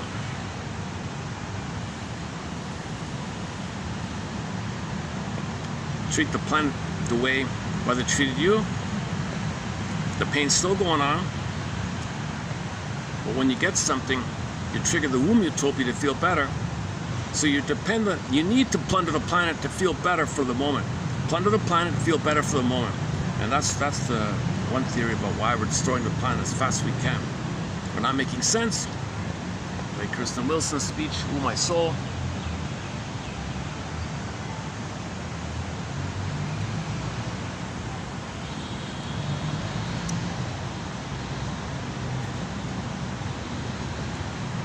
I wish I were a professional speaker, young and handsome, talk calmly with a low voice. I'd get millions of views. Now there's zero goose egg. It'd still be banned, wouldn't it, right?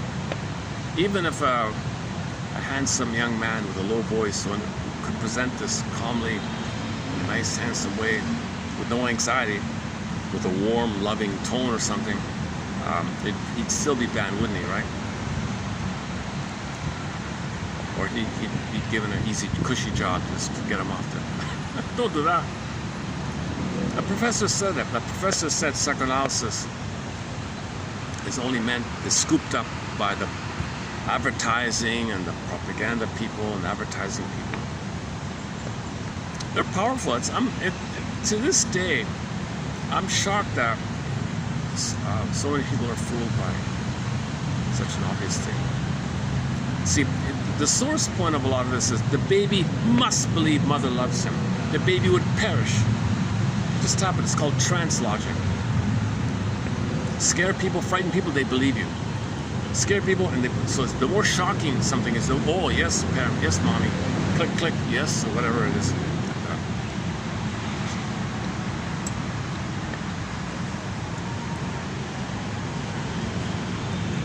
So the answer is Lloyd Demas. Lloyd Demas, back to Lloyd Demas. The answer is mothers have to find a way, or the husband and the family members have to find a way to make the mother comfortable, make her happy and comfortable, pamper her, placate her, appease her, just give her what you got her to make her comfortable. So not for her so much, for the baby. Do it for the baby. Her psychology is there, but give the baby a chance. Give him some kind of starting chance. Yes, she thinks all this, but let the baby be, let the mother be loved for a while and hold it, and fathers make it happen. So the baby feels, for a while, I have some memory of mother loving me. I'll take that with me. Thanks, Ma. Later on, she goes back to her old way, but the child has some experience of internalizing a loving mother. The soothing interject, the holding interject, the internalized good object. That's a part of him. He assimilates it as a part of him. He digests it, assimilates it as a part of him. See? So something he can digest, something he can make a part of him. In the incorporation idea, it's too abusive. He can't do it. The incorporation idea, that's the image of the rabbit, the dead rabbit, and the poor snake strolling along with the dead rabbit in it. So we're like human beings carrying around this Andre Green calls it the dead mother. I don't like that image. Anyways, actually, I want an exorcism. Give me an exorcism. Get that thing out of me. No, it's holding you. It's holding you.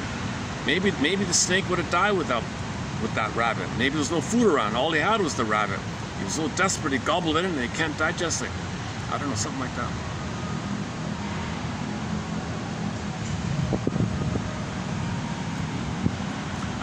I still think what he's referring to is Marie-Louise von Franz opens up her book called the 1970 book about the Peter Pan syndrome, the eternal youth, the boy who won't grow up, called the Puer Aeternus. The opening, I remember the opening of it is the image. The snake gobbled something. And that's he's referring to that.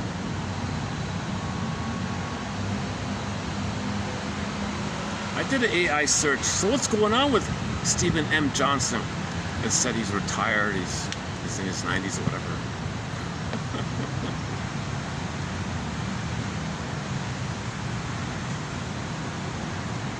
it's verbose, a lot of jargon, a lot of overlap, a little cloudy sometimes. So, but there's enough good stuff in there, I think. I'm referring to the final books, the symbiotic book and the character book. Character styles and the symbiotic issue. Do I have it? Maybe I can dig it up.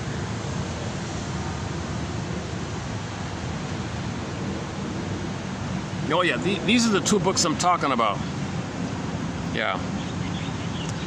These two books here. The symbiotic, showing up here. The one with the flower on it, is that it? The symbiotic character, 1990 something, and character styles. The second one there. Also 1990 something. Oh yeah. A good, okay, an internal trend. Lucy Holmes, we talked about her lady. Oh, the human mind, Menninger. Talked about that lady. This is here. Okay, and then Joseph Barnett and his wife, Tess Forrest, those articles. A lot of good stuff lately. And from a theoretical, point of view, there's some good stuff lately. In particular, Joseph Barnett, Tess Forrest, 14 articles. We did a 14 video special run on their work. 14 great pages of quotes, I thought. The Menninger Theater of the Mind was okay. The two by Mr. Laveman was a little bit okay. This symbiotic one, the language isn't too clear or crispy. I know it's parts of it are cloudy myself, but just the idea of using the phrase symbiotic trauma to stand in for primary dependency needs unmet, narcissism needs unmet, yeah, two people psychology trauma, prenatal trauma, mother-baby trauma, arrested development, stunted development, developmental arrest trauma, all this early stuff trauma, which leads to a variety of personality patterns. Again, the explosive affect, hysteric, impulsive acting out, or the impulsive affect, okay, paranoid, depressive, and obsessive, to use Barnett's model, and so on. But, okay, back to Barnett. You can take the obsessive, the affect, the emotion about needs not being implodes in, or the affect pops up like a popcorn, it's hysteric. It's the same issue.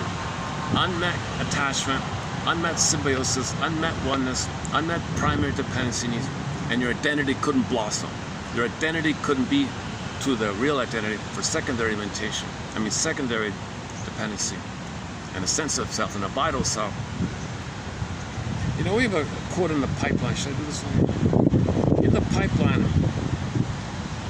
there's a quote about the anger that children are going to feel with this kind of trauma. Symbiotic trauma can lead to a lot of, let's save it for next time here. But the conclusion of it was, or was it? The client needs to mourn the tragedy of not being loved for himself or herself, quoting Alice Miller. For Alice Miller, quote, only mourning what was missed can lead to real healing. Page 332, 1986. Okay, so the conclusion is, identify what was missed. You were not properly loved. The tragedy of not being loved for who you are. Mother was too busy prentifying, thingifying, using, exploiting the child to meet her needs.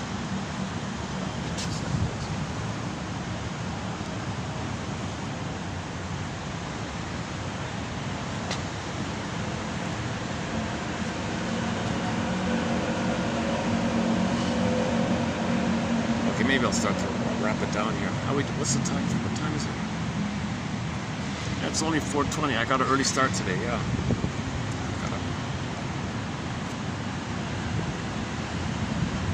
I see. If I started later, I wouldn't have had all these interruptions, right? I see. So maybe I came around the lunch kind of rush break kind of thing. Usually I come later. it's kind of quieter like it is now, right? But then around 5-ish it gets busier.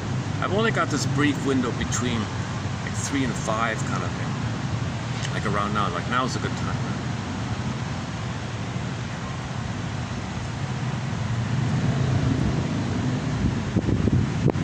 Right? Okay, I don't have time to, lately I haven't been posting many shorts. So unfortunately, if you can struggle with my anxiety and my delivery, you might get some good stuff. If not, read the quotes. Just read the quotes in each video. Or better yet, get the collection. If you can even find this. The AI is getting worse. This morning I did another experiment. I typed in quotation marks 1001 Windmills of the Mind AI mode.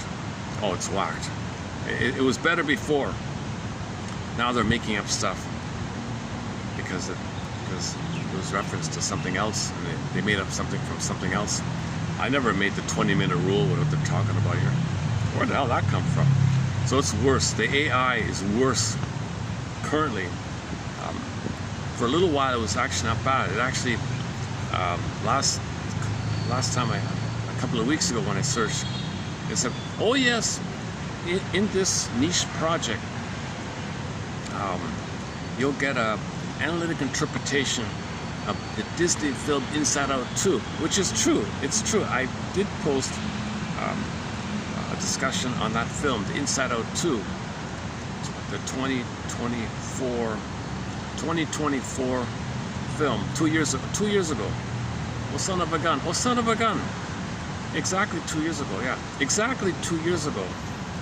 Almost to the day, 2 years ago, I did a bunch of videos on that film, Disney film Inside Out 2, and the AI mentioned it.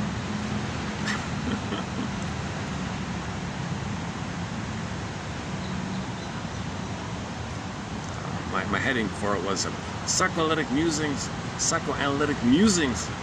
of the Disney film Inside Out 2.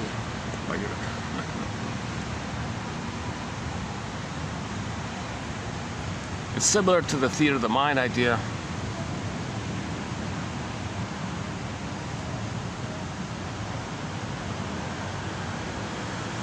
Okay, let's just maybe wrap it up here, eh? Should we go back to Radio Garden? Yesterday I closed up with the Radio Garden. I struck out. Usually I get lucky, but once in a while I miss it. I'll try it again. Radio Garden. Let's go to Radio Garden. It's a fun website.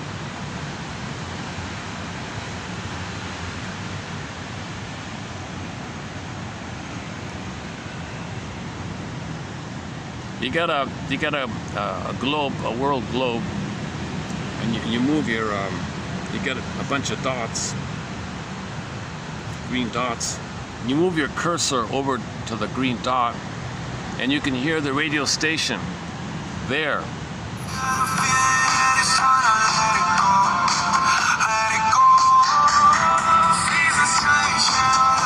Yeah, we ended up with Austria yesterday.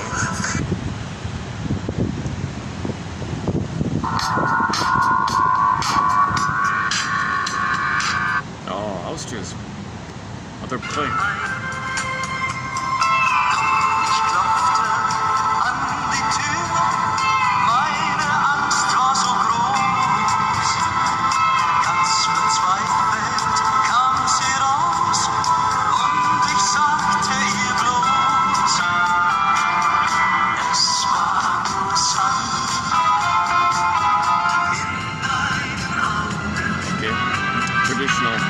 Traditional song. Italy. Let's go ahead and try Italy.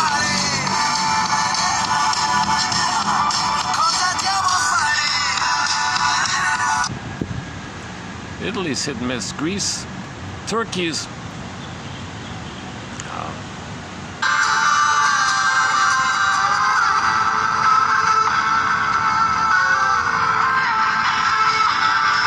Let's go to Turkey. Hang on.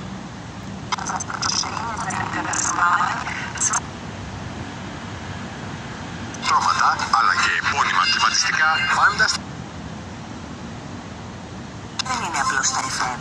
Είναι εκεί που είναι όλοι. ve rahmetullahi ve berekatuhu. Muhterem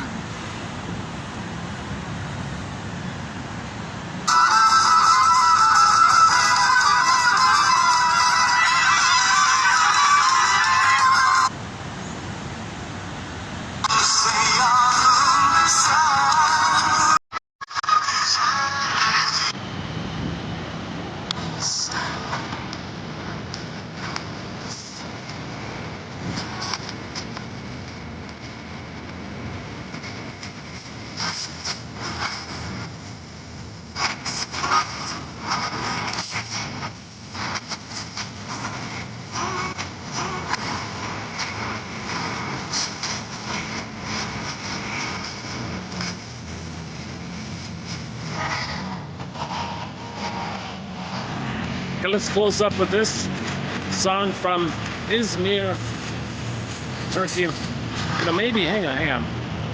If I visit the station, let's find out who this is. It sounds like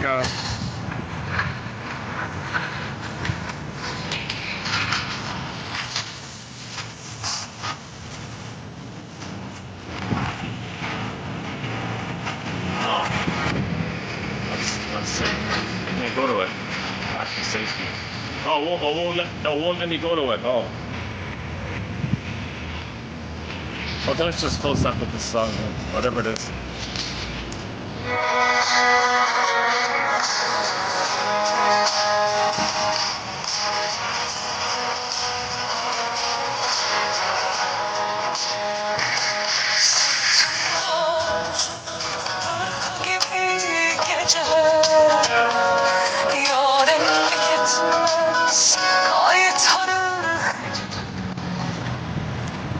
May you find something of curiosity and interest here, which can lead to empathy and understanding. CEU, curiosity, empathy, and understanding, and you will have given yourself your own CEU, your own continuing education unit for the soul, right here in this channel, 1001 Windmills in Mind.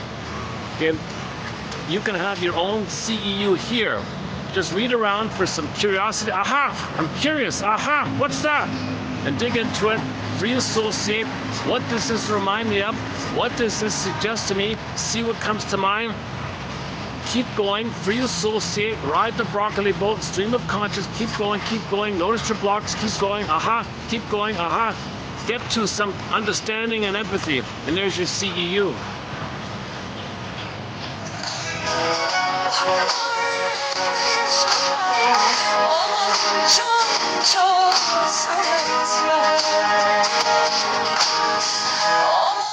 점점 etme. Unutulmayanlar.